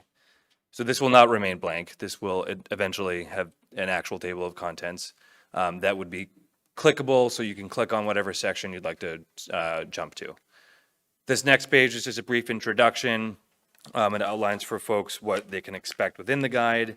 I provide my own contact information in there as the person not only who's worked on this guide, but who I would say comes across the most number of permits and the permitting boards and committees. And then moving forward, we have a couple of flow charts that help lay out for folks the different steps that they may need to come into contact with. So you'll see the asterisk at the top that says for pathways A, B, and C. The pages that follow have a number of different permitting pathways that a business owner may come in contact with. So they may not need to go through every single one of these steps, but the pathways outlined in the following pages tell them exactly which steps they would need to follow. So it would give specific examples of a scenario, and then from there, someone would decide which pathway would apply to them. So this gives people a visual of what they might expect and kind of the steps to get there. And this is just that same flow chart for signage. And then this is what I was referring to in terms of the pathways. So it gives a number of different scenarios that a business owner may, pathways that may apply to a business owner. We do provide specific examples. It's tough to see in this document here on the screen, but letter E, we assume would be most frequented or commonly frequented. It's opening a restaurant in an existing building. So we often see, if a restaurant is vacant in the downtown or anywhere else in town, that space is already available for another restaurant to go into easily. So someone could look at that and say, okay, these are the steps I need to take to occupy this space for another restaurant. We see a lot of salons, barbershops, or other personal service establishments, so we provided that as a potential example for folks as well, and a couple others there too. So again, this just lays out the different steps and permits that one can expect to go through in the most common scenarios. Moving forward, we just provide some contact information for the different departments, and then the various departments, boards, and commissions and their respective permits. So we do make mention of this in the guide, but this is not an exhaustive list. This is just the most, a list of the most frequented and common permits that one may come in contact with.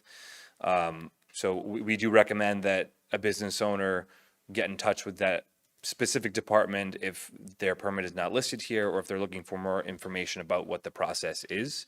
If we outlined the process for each specific permit, it would make this guide extremely long. So we felt it was most efficient to just provide the steps for folks, and then when it comes time for them to apply, they would contact that actual department. So the rest of this guide just outlines those various permits, boards, and committees, and provides a brief overview of what exactly those are. And that is really it. We'll add page numbers as well. And I'm happy to answer any questions, take any feedback, and go back to the drawing board with anything else you have suggestions on. I just have one quick basic question. Maybe I missed it in here, but for Pat, I love the visual. I'm very visual, so I love this. This is very helpful. But you have an asterisk for pathways A, B, and C. How do I know which pathway I need to follow and where does the asterisk take me? Great question. So if you go back to the page before, you'll see permitting process flowcharts and pathways. So that the introduction after that heading discusses what is about to follow. So it includes both the flowcharts and the pathways that would follow that. Each pathway is listed, A, B, C, D, so on and so forth. But we can certainly make that clearer and put an asterisk next to those, and maybe something that would identify that those can also be found in the flowchart. It's a good suggestion. That might be helpful. Okay. Sorry, guys. Mr. Golden. Thank you, Madam Chair. Thank you for being here, Mike. One of the final points you made, which jumped out at me, was that if we outlined every permit, this guide would be very long. I think that's part of the problem, and I think that's precisely why a lot of our, we hear from the business community quite a lot that it's difficult to open and operate in this town. As part of this exercise, have you folks gone through and looked at ways that we could cut down some of the red tape and stick more to statutory requirements?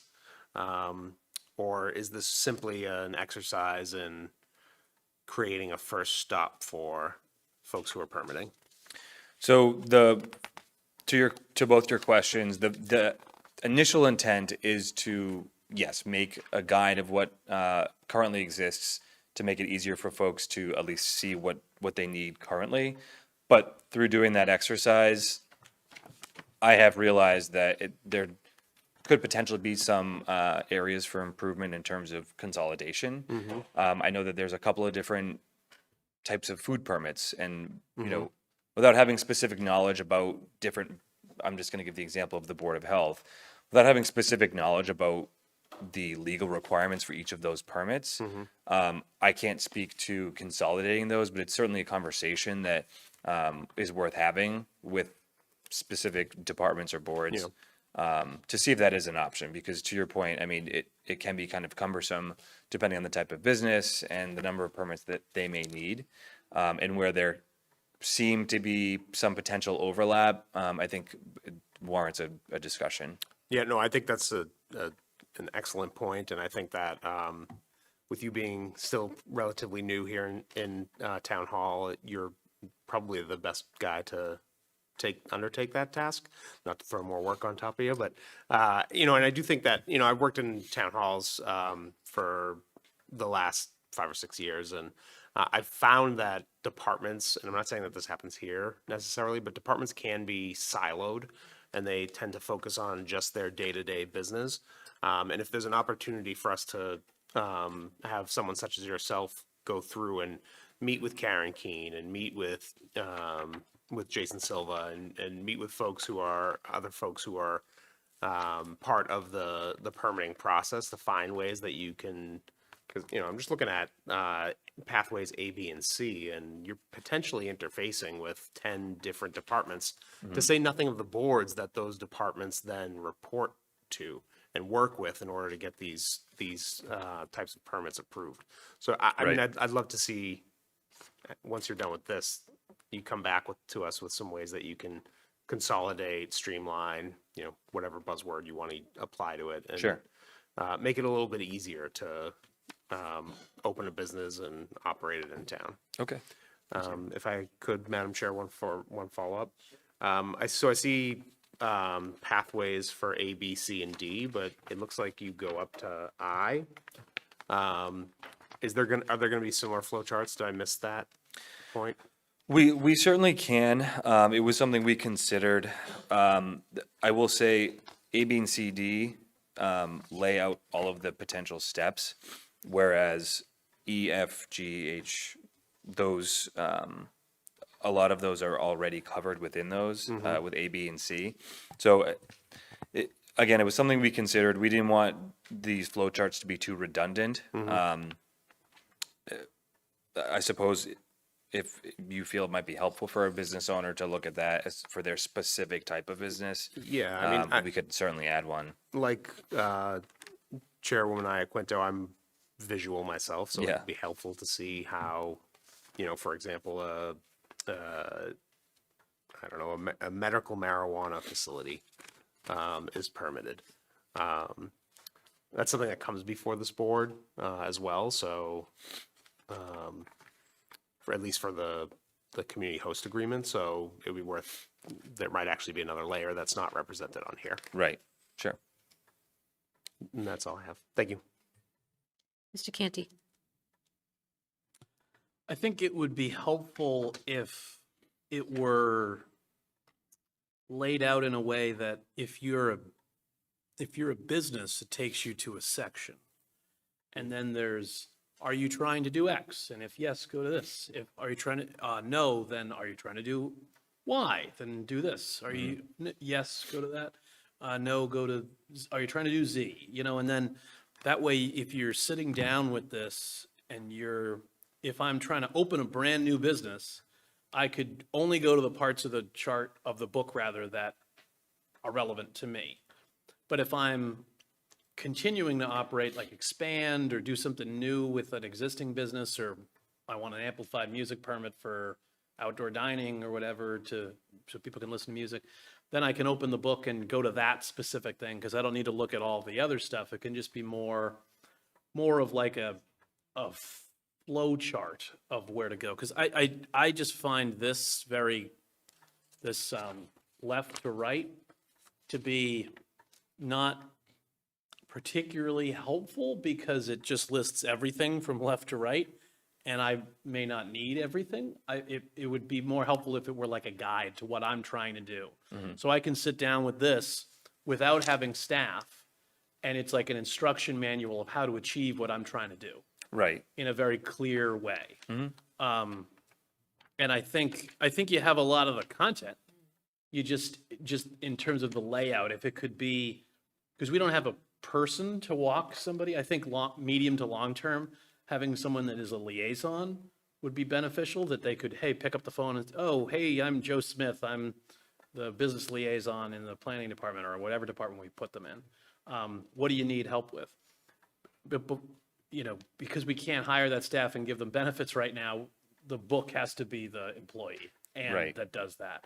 And having the book walk me through that process Sure. would be helpful, if that's achievable. Yeah, so that was kind of the intent with the section immediately following the flowcharts is Yeah, to give the example of what someone might be looking to do, like letter E, for example. If you're opening a restaurant in an existing building, these are the permits that you need. Our concern was that if we include too many examples, the guide will become too long and more cumbersome. right. But if it's something that, the select board feels would be more beneficial to have a longer guide with more examples, we can certainly put those together. Yeah, We did look at examples in other communities and some were much longer. And we just found that it didn't achieve what we believe the goal to be, Yep. just by having a more extensive guide. right. But your comments are heard and, that is what we tried to achieve here. But if you feel that more examples would be helpful, we can Well, yeah, I certainly think, include because those. I think these sections, these alphabetized sections are helpful, but if they could be, if there was an opening portion where, are you trying to open a new business? Oh, then go to A, and A would have everything you'd have to do with that. And are you trying to, do you have an existing business and you're trying, like, that would be section B.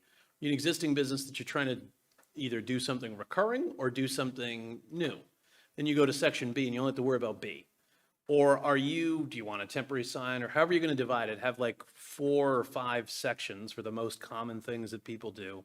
They can only look at that section. Because if I'm sitting down with this exhaustive list of all the permits, it's kind of an overload of information because the format gets in the way of the comprehension.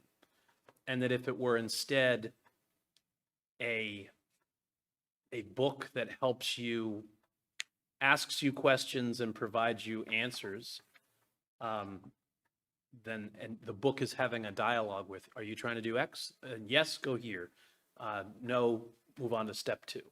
Something like that. Yeah, maybe like adding a section before these flowcharts and pathway examples, like a page or 2 of those questions to your point, and it could be again clickable, so it would just bring you right to that section. Right, so it'd be like that makes sense. screenable, like screening questions, because you don't need to know, if I'm looking to open a restaurant, I don't need to know per se about altering a sign, because I don't have a sign yet.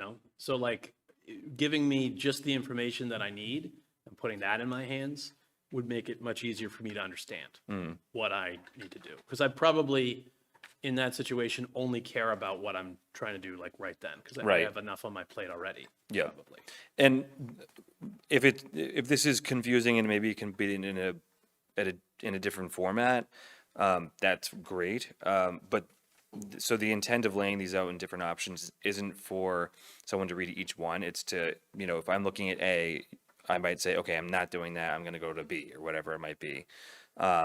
So it sounds like what you're suggesting may help cut down on any of that confusion where, someone isn't just reading word for word here and having a section that would guide folks to their specific needs could be helpful for that. Yes, thank you.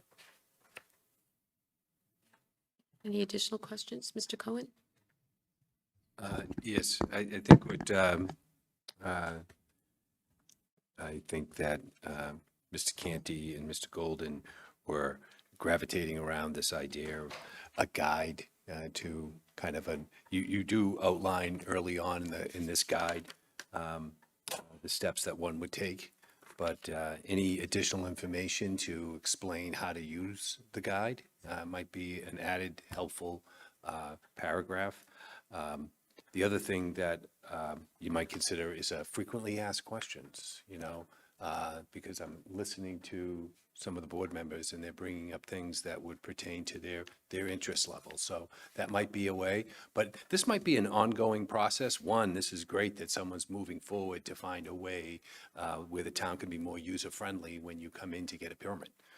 So this is kind of a project that's going to take on a life of its own over a period of time. I'm sure staff will encounter certain situations and want to revise this, you might be getting a question. So obviously, this is not going to be the end-all, be-all to the guide. I think that once we get the guide out there in the community, we're going to get some feedback, and from there, we can build on that. But there was a couple of things I just wanted to talk, you had the demolition delay application, the demolition delay bylaw that we have.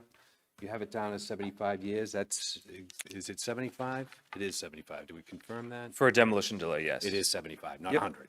No, 100 it's years, 75. 75. Okay, that's what I thought. I just wanted to make sure. And the demolition delay bylaw now is overseen by the Historical Commission and not the Historical District Commission? So if I could, it is currently the Historic District Commission. That's Yeah. because we did not have a historical commission Correct. at the time. We'll be Yeah. moving forward to the October town meeting to make that modification Okay. and to give that to the historical commission. instead. That's what I was saying, that it should, I know throughout here you're mentioning the Historical District Commission because they have jurisdiction in a specific part of Plymouth, but our commission now has this oversight across the town where this would be a more effective place to make note of that you have a Historical District Commission, you have the Historical Commission, and this is what the Historical Commission will do. The other thing, and I guess you clearly can't perfect that until after town meeting, but it's something to keep on the table. The other thing is I see here on. Mr. Cohen, I'm sorry, can I just interrupt for a second? Could we, maybe if you've got questions about specific bylaws, zoning permits, and how they work or don't work, maybe put it in an email and send it to the planning department, just because I would like to keep the conversation focused on questions that we need to have answered in order to make a decision on whether to approve this or not. So if we could do that, that would be great. I thought I was doing that. I thought this was an opportunity for me to engage town staff on what they're proposing to us, where I see maybe some additional attention might be paid. So I was following in that train of thought. And finally, my thoughts on the second page. Well, it's under Planning and Development Department. You're going through the different steps there that one would find themselves during the Zoning Board of Appeals special permitting process, Conservation Commission, you outline them. But how did staff think about the steering committees? Do you reference these steering committees that one would have to take certain things to? It's in the town charter, the steering committees. So how did that play a role in guiding people? So these are just for the specific permits themselves. Right. So this is just outlining for folks, the actual permits that they need to obtain. Right. Steering committees don't issue any Right. permits or licenses. So Right. this really is just for those boards that issue or departments that issue those licenses and permits. The planning board does issue those, but it does issue them with a recommendation from the steering committee. And my point was that they might, it might be a good idea to notify people that is one of the stops they have to go to get that permit. And so, thank you for your comment. That is something that we would inform applicants of Okay, when they okay. do apply. All right. It's part of, depending on the application, it's part of the special permitting process. Right. So we would make them aware of that at that time. Because you have here the zoning board, the planning board, the conservation, in certain circumstances, the applicant would be required to go and visit that on the way. So it might be something that because I often hear people are frustrated by the number of meetings they have to attend, so it might be a way of dispelling that. All right, thank you.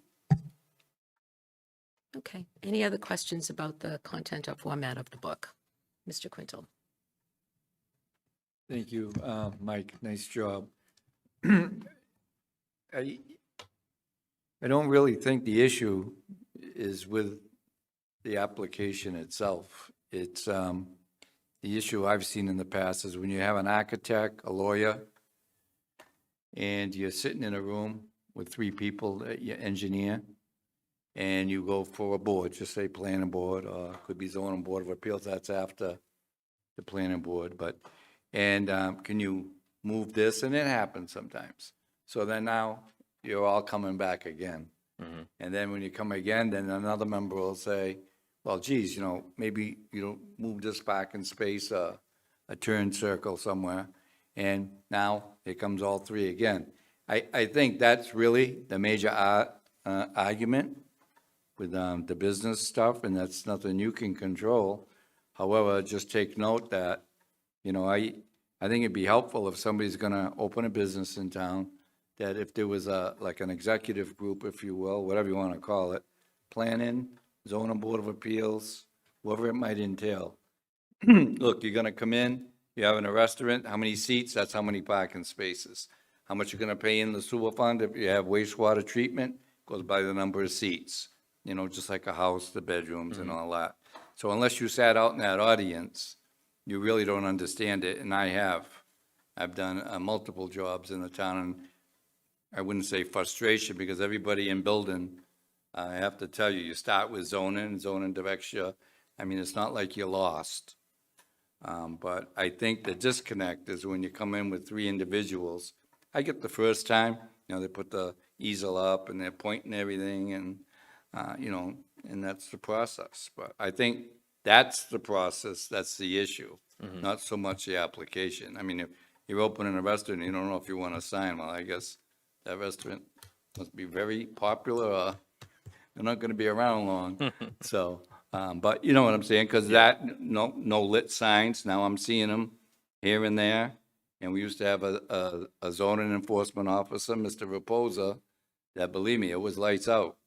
You know, and I think there's three in town, actually, that have a permit. One's Perry's, one was Sousa's, and I think the other one's Priapi's. That's the only three that can actually have a lit sign in the window. Your grandfather, yeah. But I mean, that's the problem that I see. It's not so much this, it's when you're sitting out there.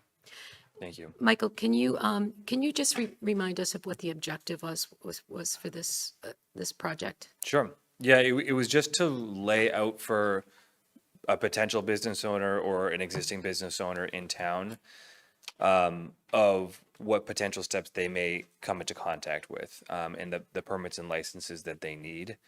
You know, again, it's not to change anything right now. That is something that we're actively looking at across the board. You know, in terms of what types of processes there currently are, and what there is for room for improvement. But the goal was just to give folks a clearer idea of what they can expect when they're trying to open a business or expand or change or whatever it might be. And to make it as simplified as possible for them. We didn't want it to be cumbersome and confusing. You know, they have enough that they need to worry about when they're opening their business in terms of, you know, finances and just, you know, finding a space where whatever their issues might be. So we really want to try to cut down those, the confusion in those issues for folks. Okay, great. So you've heard the feedback from the board. Yes. And I think what we're saying is we like the content.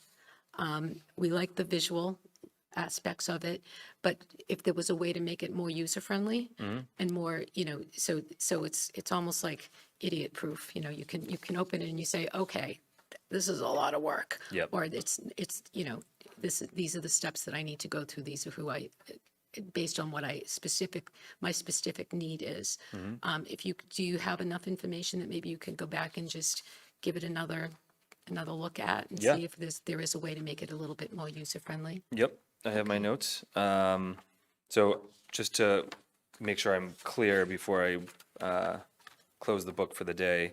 So do you think that it would be helpful to have a Q&A section? I mean, I'm sorry, an FAQ section to add like this Q&A portion that you suggested, Mr. Canty, to direct folks to. Yeah, like I would suggest like a flow chart. Like you go to, are you opening a business? Then you go to a page and then it's a flow chart of, are you doing this? No, go to this, then do this. Yeah, something like that.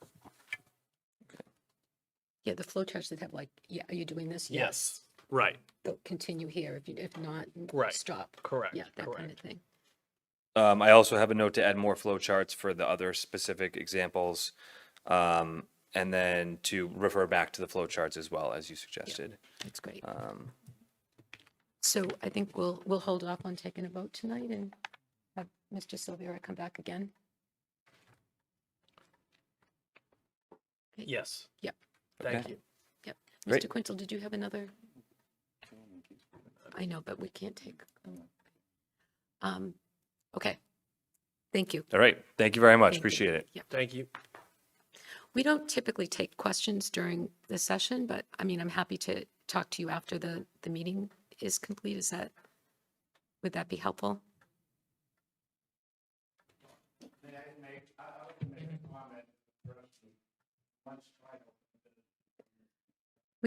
We can't take, yeah. We can't take comments like that while we're in open session. You can come back during public comment, though.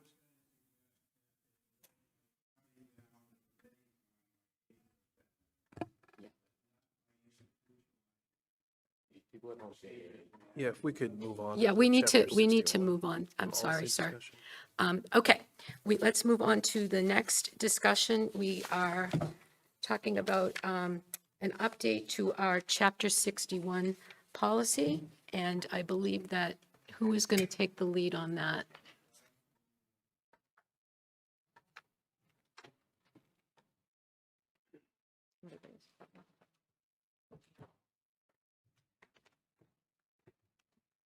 We have a tag team of Lauren Lind and Kate McKay, our Assistant Town Manager and Town Council. Good evening, thank you. So we're here tonight to discuss a policy for you to review for the typical town procedure for exercising the right of first refusal option on Chapter 61 lands. This policy we took into consideration in older version of the policy that the town had. The intent here, again, is to simplify this, consolidate, and make as easy to read as possible. We did consult other communities and examples that have been done, and we also received an example from the town's Chapter 61 council that had recently prepared for another community. So we took all of this. In your packets, you have the draft document, and then up on the screen here, you have an example of a calendar, and I'll get into that in a moment. So there are specific notifications that are required under state law, and that is outlined in the document here. And then I want to call your attention to two critical timelines for this process. First, you have, from the time the notice is received, you have 30 calendar days to determine whether or not that is a bona fide offer or if there are deficiencies. Beyond that 30 days, and included within that, you have a total of 120 days to determine how the town wishes to proceed. There are three options. You can exercise the right of first refusal. You can assign the right of first refusal to a qualified nonprofit organization or agency, or you can decline to exercise your right of first refusal. So this document outlines clearly the steps and what that means. We have a couple of discussion points here, and in your document that you've received, they're highlighted in red text. The first being is, do we want all Chapter 61 right of first refusal notices to immediately get sent to Chapter 61 Council for review, or would this be dependent upon certain criteria? Our recommended approach is that you provide town parties with 7 days to respond with interest to the town manager. And if there are any parties that have expressed interest, then we send that to council. And in the calendar you see before you, we've put this through, sort of like a worst case scenario. And that would be that we receive a notice on a Friday. We have, that starts the time clock. And remember, it's calendar days here, it's not business days. So if we receive that notice on a Friday, by Monday, the paralegal would then distribute that to the town parties that are included in the packet here. We would give 7 days for initial interest to the town manager's office. And so the parties are those that are required under Massachusetts general law, the planning board, conservation commission, the board of assessors, and then there's a state group as well. Thank you, the state forester. And then in addition, our community also gives to the Land Use and Acquisition Commission and all town department heads. So we give them 7 days to express we may be interested, and then at that point, if that is expressed, we would send to Chapter 61 Council to review whether or not there are deficiencies so that we can still meet this 30-day timeline to notify whether we need them to review these deficiencies. If notice is given that the right of first refusal request has deficiencies, you reset that 30-day clock and you reset that 120 days. So it's important that we have this, in the timeline. If we have 1 week from when council gets that notice. The select board then can schedule, you have 2 weeks to schedule the discussion to determine whether or not you wish to enter into executive session or to discuss, that request to clarify any deficiencies. After this 30 days have expired, you're still within your 120 days for the right of first refusal discussion, and you have all of that time to make your determination for one of the 3 options. Another item that I want to call for your attention is for a notice of intent to convert use. An appraisal, in previous policies, we've said that an appraisal is ordered upon receipt to meet the 30-day deadline. The discussion point here is that, frankly, this timeline may not be feasible. It's increasingly more difficult to obtain the appraisal and get that done within 30 days. And another item for discussion that's been brought to our attention by the board is that funding from CPC is necessary to proceed with this step. So that also is a timeline schedule approach. So we have a recommendation for the appraisal piece, at least to identify through procurement for on-call services so that we have someone ready to go lined up in the event that we do need an appraisal. So like I said, these are just items for discussion for you. The policy is in its draft form. We welcome any comments that you have, and we're happy to continue the discussion. Did you have anything to add, Council? I did not. Thank you. Thank you.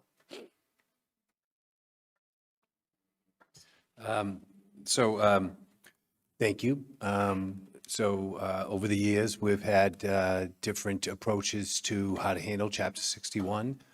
It's important to note that years ago, we had a Land Use and Acquisition Committee, and that was dissolved by the town for the purposes of a concern about how they were handling the time frame in which they were considering possible acquisitions. And then we went to where we had department heads that would get the material, and then a town manager. And then it was a charter committee that reinstitutionalized the idea of having a land use and acquisition committee so that there was a more transparent process around discussing Chapter 61 opportunities for the town.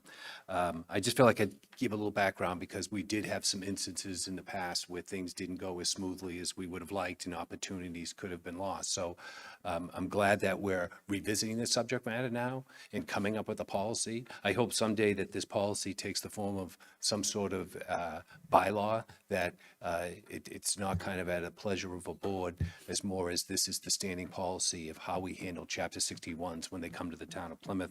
And the one thing that I would look at the calendar, you have the day it comes in on Friday. I think that, one of the first things that should be done is, one, it's coming to the select board. The select board should get that immediately. It should be given to the select board as soon as it can possibly be delivered to them. And then the second thing is that it should go to council to begin this examination of a bona fide offer. Is there any deficiencies? So I wouldn't delay that process. We only have 30 days to notice the potential seller that this 61 that he presented to us is not a bona fide offer. There's deficiencies, and these are the deficiencies we want to address. I think that what we should do is move the time frame up on that. So obviously, within 24, 48 hours of the town getting this document, that we get it to the select board and get it to town council so that they can start doing 2 things at once to save as much time possible that we would need to discuss that. So very interested in that. I did notice a couple of things that we should, on page 3 or 4, I think that the Open Space Committee should be notified that this parcel is, that the 61 has come available. You have a list of all department heads, the Board of Assessors, the Planning Board, the Conservation Commission, Land Use and Acquisition, LUAC, but else, and the Community Preservation Committee. But I would also introduce the Open Space Committee should be notified.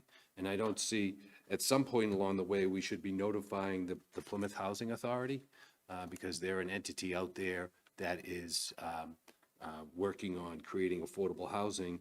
And who knows, this this 61 might have a component to that. So I don't know where we put them along there. There should be some notice to them. Obviously, in the town of Plymouth, we have all department heads. So would that include community development in the redevelopment authority? Would they know that this thing exists? In terms of all department heads? Yeah. The community Do they development fall is. under that They fall category? under planning and development. Yeah, in that, so the planning and development gets the notification, but not someone in community development specifically, Correct. or at the redevelopment authority. The redevelopment authority is not a town staff person, so no, they're not included in the They're town not department getting head this hierarchy. information. Correct. Okay, all right. I'd like to hear what my fellow board members thought, but that's my first look at it. That's from other things that I would like to revisit, but I don't want to take up a lot of time, so go ahead. May I ask one point of Yep. clarity?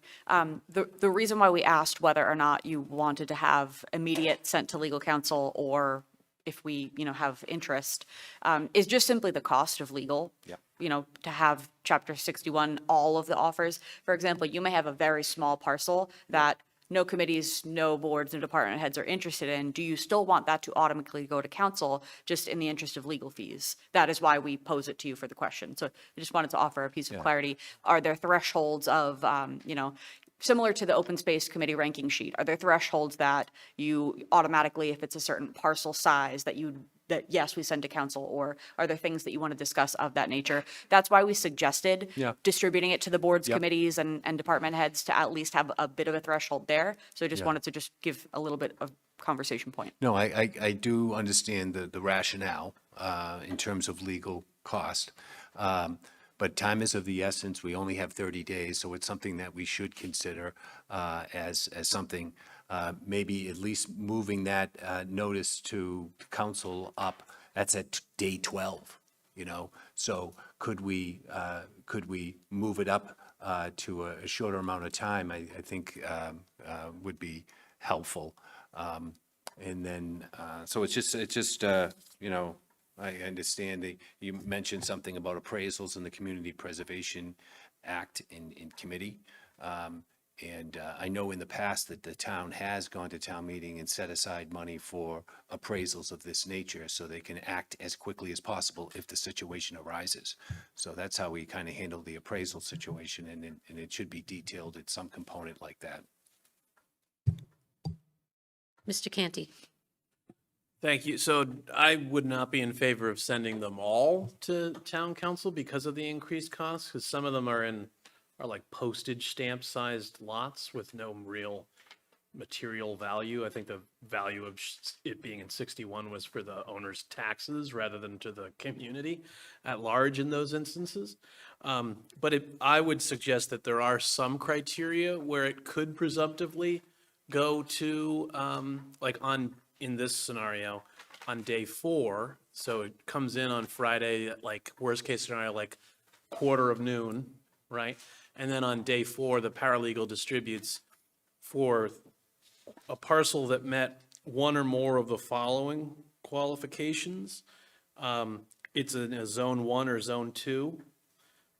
It abuts existing conservation land. And/or it is at least 10 acres in size.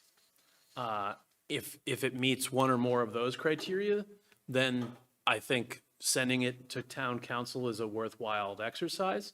But if it doesn't meet any of those, then I would go with this criteria and screen out the ones that are not of presumptive high value. And if they are viewed as high value through the process, then we would send it to town council. And I think that would be a more efficient use of not just the money, but also the resource that is town council's time. I also agree that having essentially an appraiser on retainer would be a good use of time and funds, however we look at that, whether we have a standing CPC article for that purpose or whether it's something that we do through other means. I think that would be of value.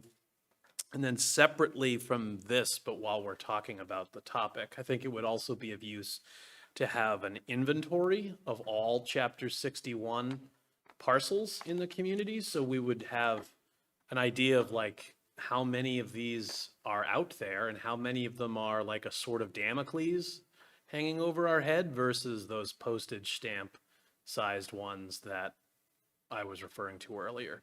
because then, once we have a knowledge of the totality of the circumstances, we can make more informed choices, particularly as we are dealing with limited resources to acquire parcels. Because if it's the biggest one in Chapter 61 in the community, then obviously that's a significant factor to know. If it's the only one in this area of town, that's a significant factor to know. So having an inventory would be, I think, helpful too. Thank you. Mr. Golden? Thank you, Madam Chair. I agree with Mr. Canty on the town council piece. I think it would be an unnecessary cost to send all of these to our special counsel for Chapter 61 land.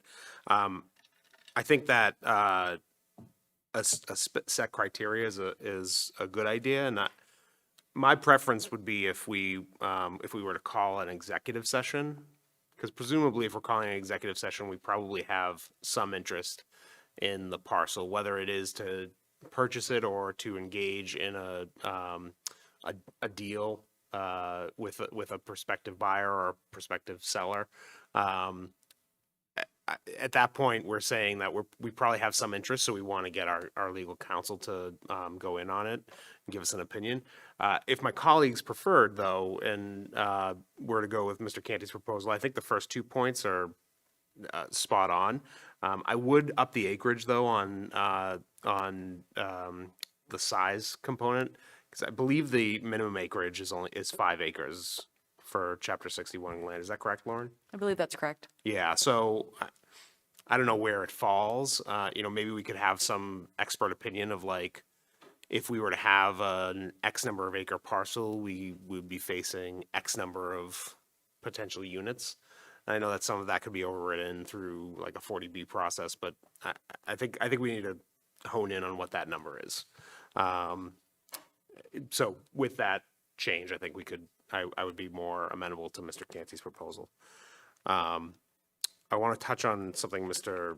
Cohen said. He talked about adding a number of committees to this list of places where the notification would go. I don't think that that's wise. I think that, my recollection of the statute is that the Select Board, the Board of Assessors, the Planning Board, the Conservation Commissioner, and the State Forester are the 5 bodies that have to be notified when there's a notice of intent to sell or convert the property. We are also layering on already all of our department heads, the Land Use and Acquisition Committee, and based on this proposal, the CPC. So I think that, again, I'll make the same point that I made under the permitting process. This is the reason that people say we're difficult to deal with. They say that it's challenging to do business of any kind here in Plymouth, and it's because we layer on all of these administrative and deliberative stopgaps for folks who are trying to operate a business, build a home, whatever the situation may be. I would remove the CPC from this. I don't believe they have a role in this. They're a funding body, and so they should only be deliberating if there's an application that's brought in front of them. So I would see their role in this as being if one of the town departments said, yes, we're interested, that department should file an application with the CPC, and that's the only time that the CPC should be involved. I have a number of questions, Madam Chair, but I'm happy to yield for my colleagues if they'd like to continue this part of the conversation.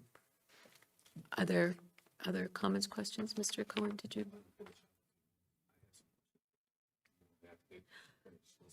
I just wanted to jump in with a couple of questions, clarifications, if I may. I would like, if it's possible, to get a little bit more clarity in this document on when we would take a Chapter 61 property into executive session. What would trigger that, just in general language. I think, that would, there's a lot of skepticism in the community about when we do that. So if we could be as clear as possible on when we would take it into executive session, I think that would be really helpful. And also the notion of holding a public hearing. Right now, the policy states that we must hold a hearing if we are exercising our right of first refusal or assigning it. So just to make that a little bit clearer, I think that the way that's positioned and formatted in this document just makes it a little bit confusing when we hold a public hearing. So for now, those are the two suggestions that I would have, but back to you, Mr. Golden. Well, thank you. Do we have the document up there, Jade? So I have a couple of like suggestions and a couple of questions. The first is that in number 2 guidelines, under item I, Roman numeral 1, 1, 2, 3, the third bullet down talks about if there's an intent to sell that there must be a copy of the purchase and sales agreement specifying the purchase price. I would probably add to that specific to the Chapter 61 portions of the property. Because I think one of the stumbling blocks that we've had, one of the things that's slowed us down, has been that we consistently get notice of intents that include all acreage of the parcel. So like if there's 137 acres and 130 of them are in Chapter 61, but 7 acres are not in classified under Chapter 61, 61A, or 61B, we typically will get the purchase and sales for the whole property, and we only have a right to the portions that are in a 61 classification. So I would just add that for clarification. It would help the folks who are coming before us too.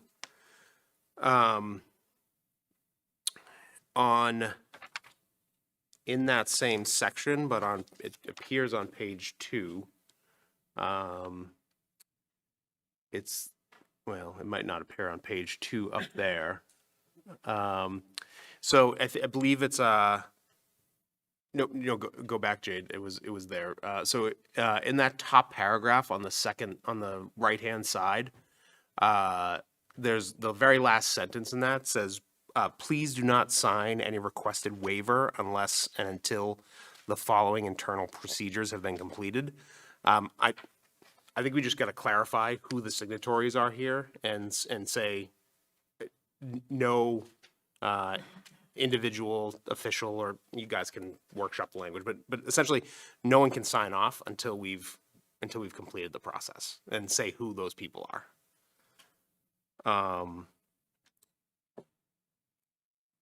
We're still on that same page. So if A, the purchase and sales, I think we got an opinion from our Chapter 61 council that the purchase and sales is not up for renegotiation. There will be some provisions that'll drop out because it's like a housekeeping situation. So for example, the purchase and sales won't reference a right of refusal for the town if we were to step into that role. So I just want to make it clear that that we're matching the original purchase and sales in terms of substantive terms.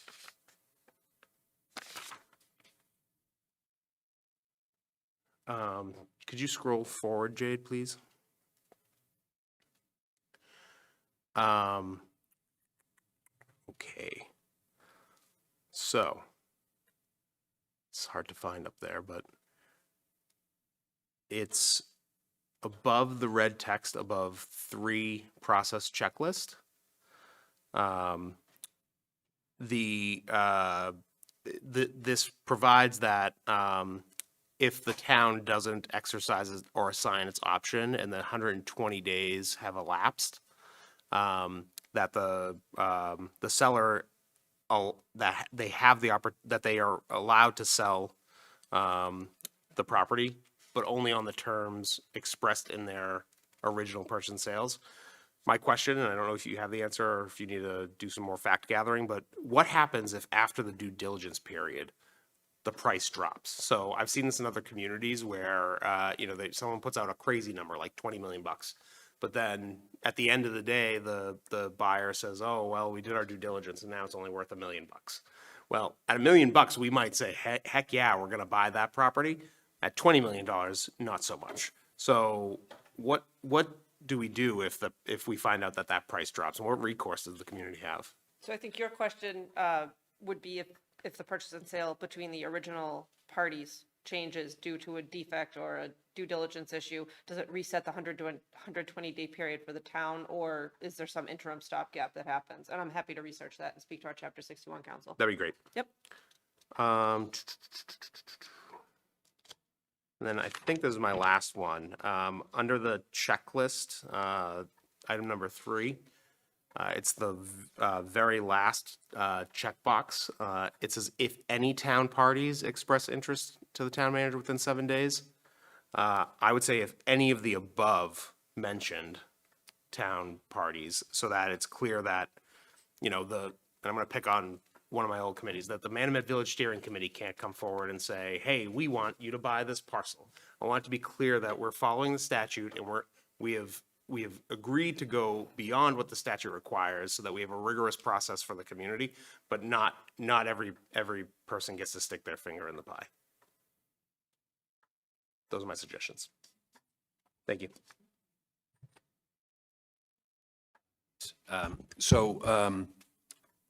I do want to touch on the town council idea. What is the turnaround time for town council to look at the typical, if we get a chapter notice, tell us, where does it go? Does it go to town council, or does it go to Coleman Page?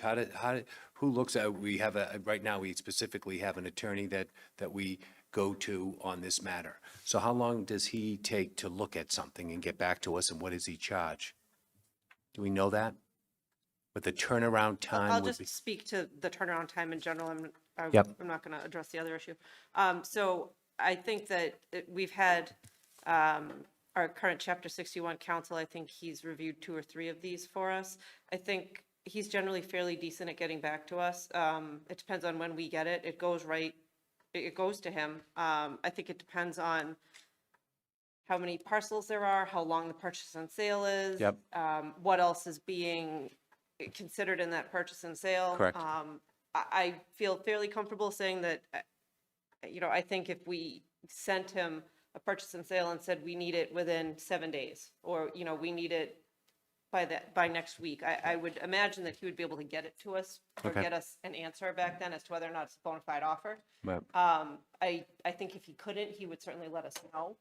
But, I think 7 days is sufficient. Okay. Assuming he's, not on vacation or Right. otherwise engaged. Yeah, so. He hasn't taken that long. Yeah, so if we're on day 12 and you add 7 days, you're on day 18 and you have 30 days. So, I do think that, that town council, maybe there is some triggering mechanism that's in place that we get some input. I wouldn't wait 12 days if we saw something that looked potentially interesting to us based on some triggering mechanism. And I would also say, I think now that we have a paralegal working for the town, and she's going to have a hand in the process. I'm sure you've met her. She's extremely diligent. She's very good at calendaring. I think with her and myself and the board kind of all getting notice, and the other departments, I think it getting to for instance, getting to day 12 without us realizing that it was at day 12 would be unusual. Right. She is, happy to keep track of deadlines and certainly interact with the board if anybody had any questions. So I think now having additional staff, I think that is a significant advantage in this process. And then the other thing was,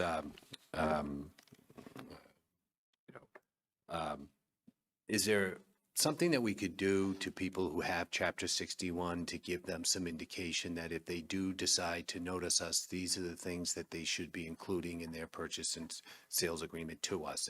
Is there anything that we can do to reach out to a potential person who owns land, who's taking advantage of this tax incentive, and they decide to come to us, whether it's to convert or they have a purchase and sales? Is there anything that we can give them to give them greater guidance so that when they come to us, the results are better on the first swing at the plate? I'm not sure there's anything that we could It's not already send in the out. law.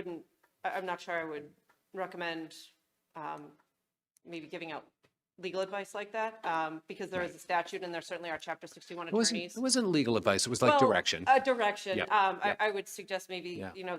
Frequently asked hiring an questions. attorney and just having knowledge of the statute. I also know, I think from speaking with our assessor, there are pamphlets and booklets that the state gives out Right. for each, each chapter, each section, and they're fairly robust and comprehensive as to what a person looking to do something with their property under one of those chapters has to do. So I think it's spelled out in the statute and Right. with the assistance. No, I was just trying to Yeah. think of different ways we might be able to, proactively engage the potential noticer of where they should go to get this information so that they are successful at their first notice to the town. It would save us money, it would save them money and time, and frustration levels would be limited, and you would be able to enter into a conversation. I like the idea of, language pertaining to what triggers executive session pertaining to a Chapter 61. I think that's very important. I think the chairwoman indicated that this is something that we should pay attention to. I do agree, we shouldn't be vague as Mr. Golden has indicated on any town party. I think that we might want to be specific, and I think that we could defer up to this top line. But I do think that the Community Preservation Committee should be included. I know that for many years, they treated Chapter 61s as a standing application because time was of the essence to try to fill out an application. They would just default and use that as some guidance to determine whether or not this was something they wanted to do. So I think the Community Preservation Committee should definitely be notified. And I do believe that, due to the fact that our Open Space Committee is referenced in our charter and has this responsibility, they should be noticed also. My point is that we don't want anything to fall through the cracks. We want to do the best thing we can possibly do. We know what the law says that we have to do, but now this is when it hits the doorstep at Town Hall. How are we going to do the best possible job to notify department heads and committees and boards that this opportunity exists and we want to get their feedback? So just as you start to modify that, that's the one guidance I can give. That I just don't want anything to fall through the cracks, then we're doing everything we can to let everybody know that this opportunity exists. Can I just ask, I'm sorry, Mr. Canty, but just a quick follow-up to that, just so I understand what the role is of the various committees. So we're just asking them to make a recommendation on whether we should exercise our right of first refusal or not? Correct. I'm just wondering what their responsibility is in this. So we're giving them 7 days to make that recommendation, but all they're saying is yay or nay? It's They're an not- advisory opinion to the select board. It's your Okay. decision to make. Without having an opportunity to really, unless they do within the 7 days, go out and look at the property and consider all of the options.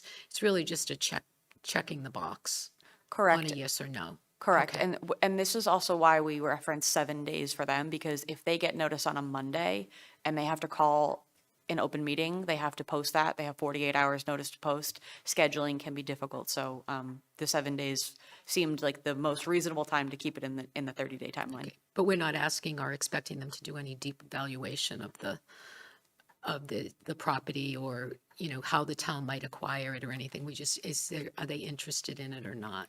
Correct. Okay, all right, thank you.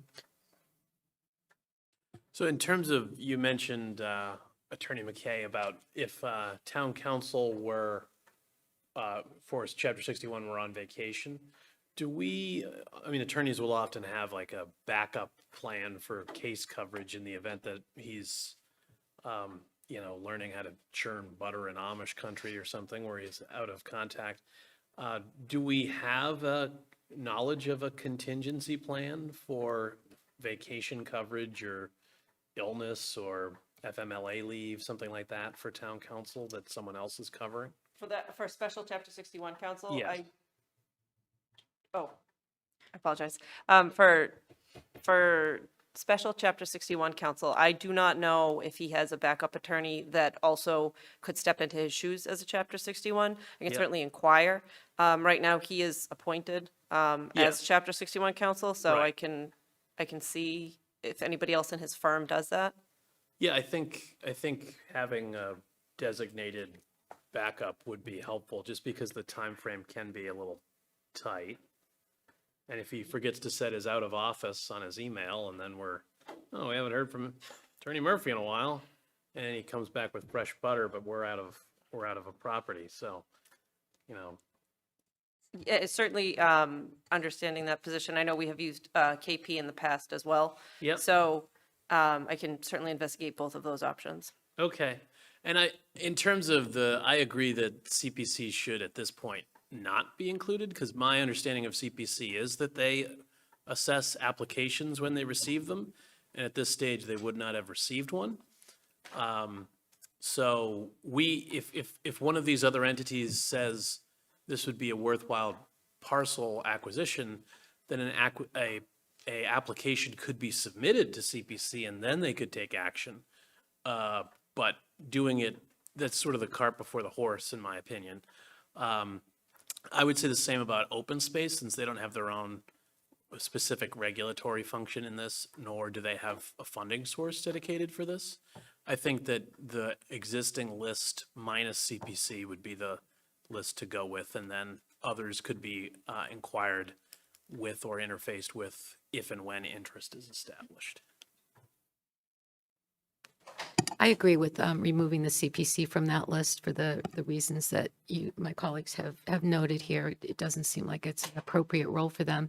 But I would like to even just CC the Open Space Committee, just maybe just for information, because having been part of that committee at one point in my life, I do know that they have an interest in this land and in these types of situations and these opportunities. Not that they would necessarily weigh in on it, but just to be aware of it, that it's out there. I think that they would appreciate the opportunity to just get a heads up on that. So if that was possible to work in just like for information only, I think that would be fair to them. Just something to think about. Okay. All right. So we've had a number of, you have another question, Mr. Cohen? Yes, having served on the CPC for 23 years, having served on the Open Space Committee for nearly 15 years, these two committees do a lot of work in this town to evaluate land preservation opportunities.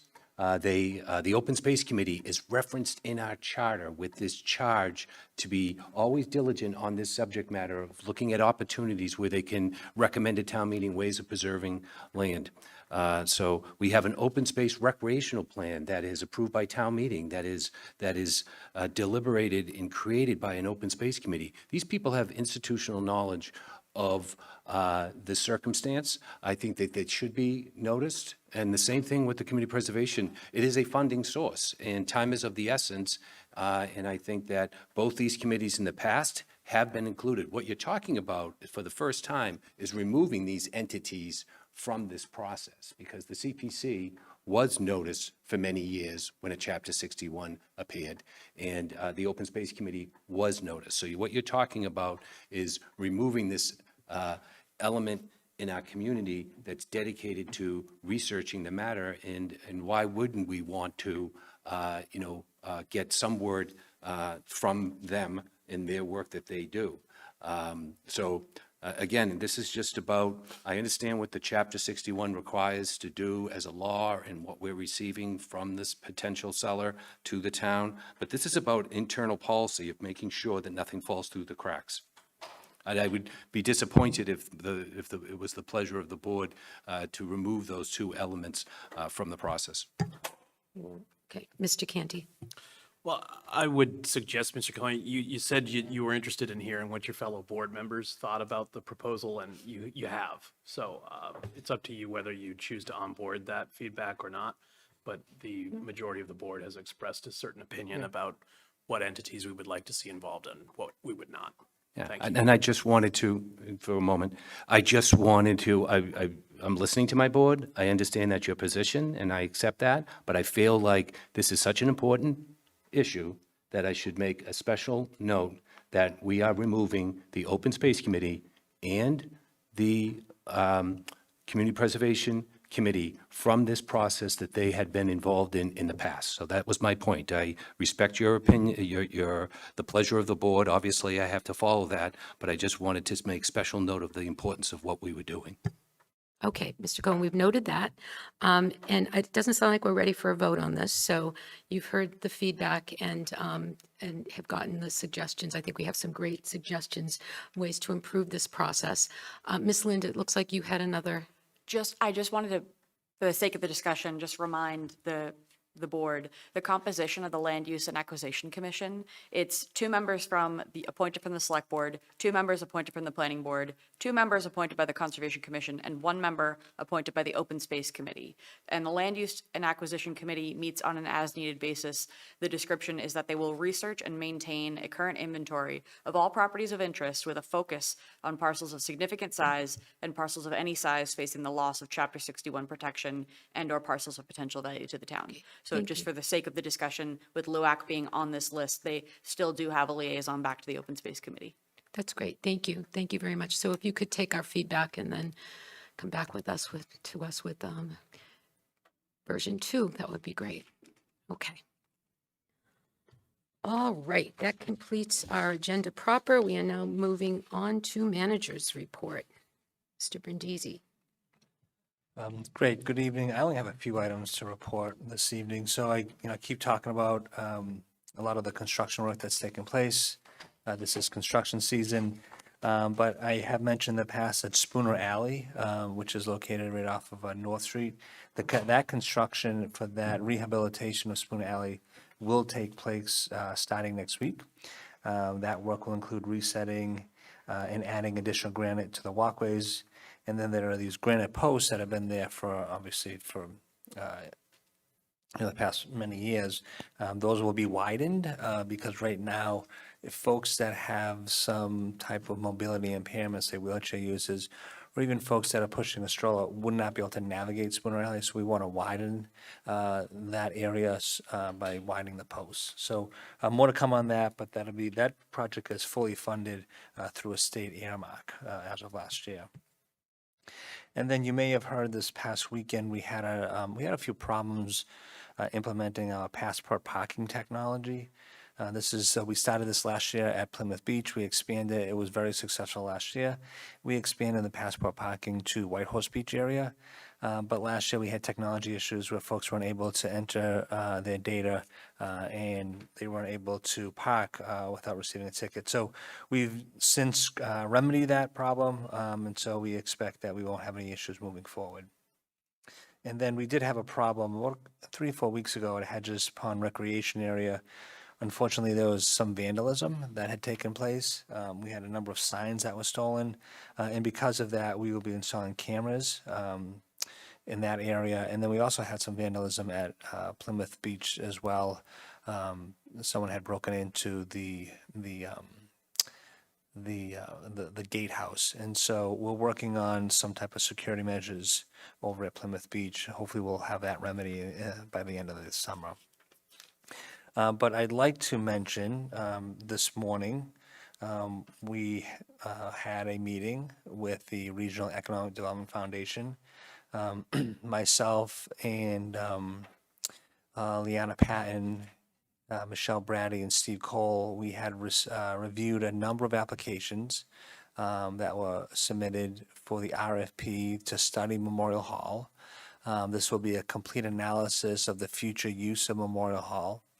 And so after receiving 5 applications, we narrowed it down to one firm out of Utah. And we asked the Economic Development Foundation to fund this request of about $110,000. So the foundation approved that today. And so I want to personally thank the foundation for supporting this.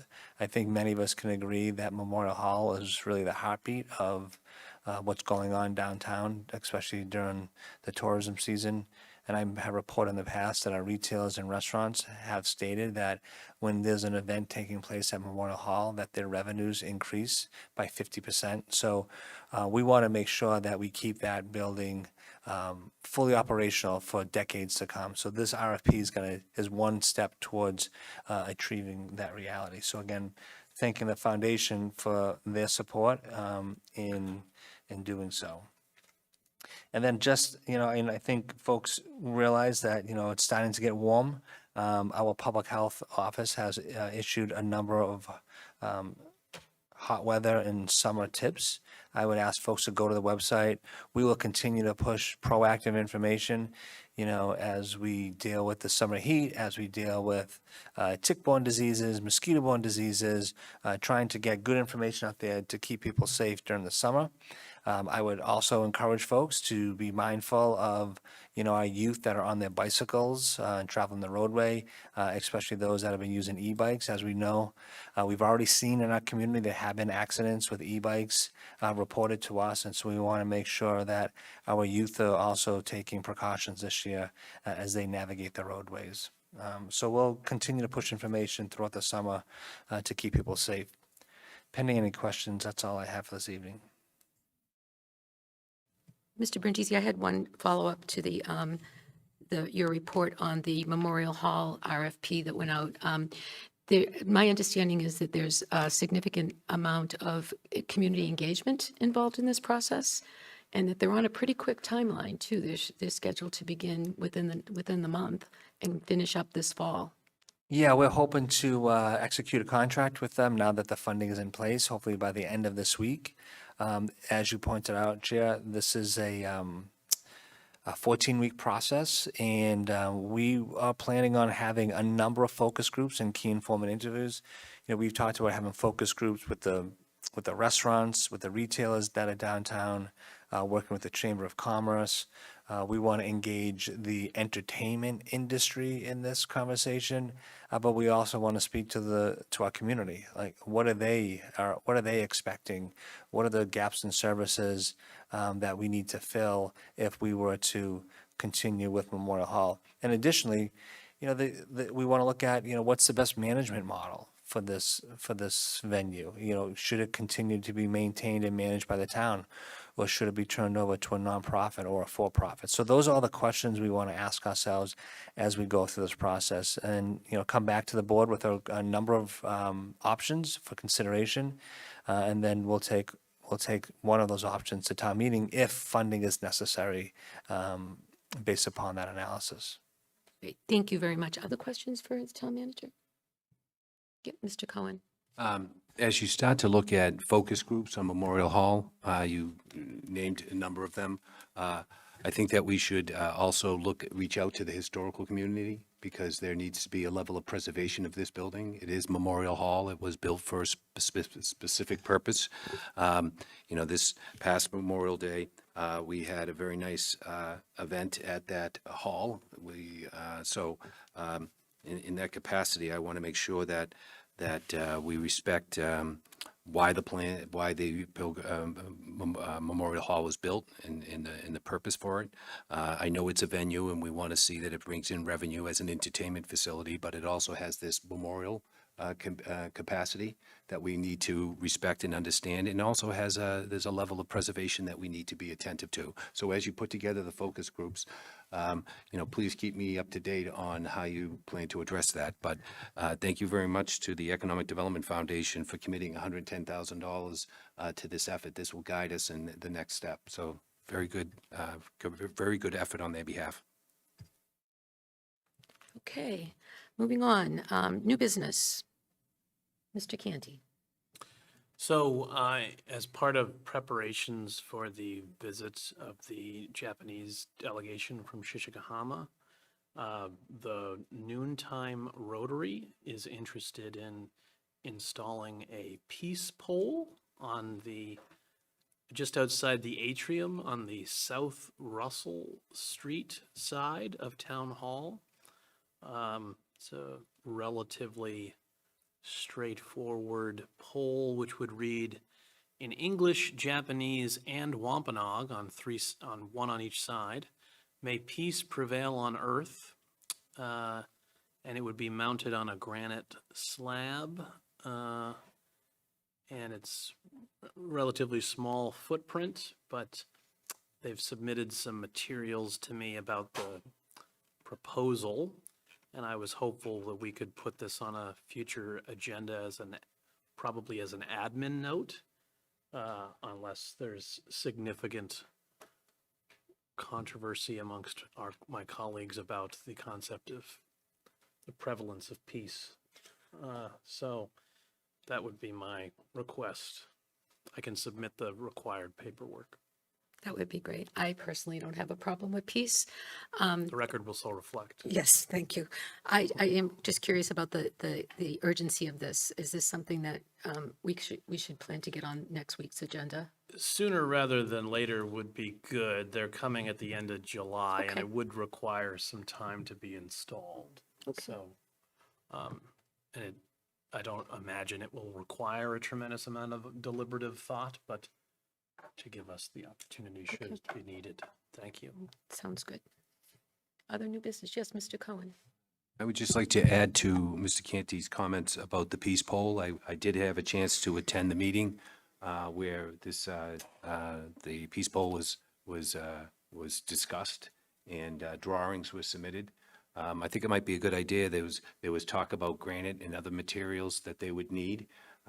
One of the ways that we could assist them is, as part of this discussion, is to make available some of the granite and bricks that we have that we reclaimed in the construction of this location. So at the water barn, there's lots of bricks and there's lots of granite. So hopefully we reach out to the organizers of this to let them know that they should take a look at those materials to see if there's anything that can be utilized. I also had something that I wanted to add under new business. I'd like, at some point, I'd like to put on the agenda a presentation by town council on executive session, when executive session is needed and why we use it. I think this would be very helpful to the residents of the town of Plymouth to understand how the executive session process works. And I would like to also put on the agenda for Pilgrim Hall to come in and give us an update on their renovations under a CPC article that repaired their roof. I'd like to have them come in and talk to us about where they are in that process and what the next steps are to finish up that project. So I'd like to add that to a future agenda item. And one other thing I just wanted to mention was that, we live in, what people often say, we live in difficult times, and people seem to be at a level of elevation that leads to a misunderstanding, and people seem to look at the future and wonder what the next steps are going to be. One of my favorite parts of this job has been, when I was elected last year, I had a chance to go to the high school graduation at Plymouth North, and to see those young people get up and make the speeches and talk about the future and how they see themselves.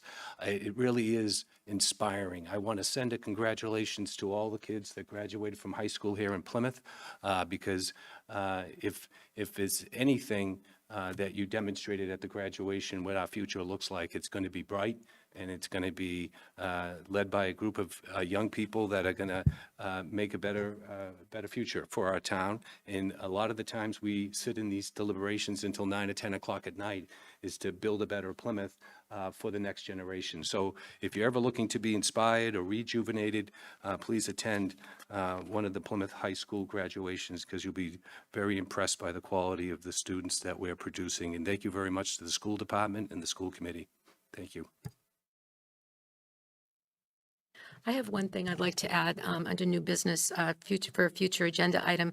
I sit on the board of the local scene, and that's the local PAC TV service that we have that broadcasts our meetings as well as all of the other governmental meetings that you all watch.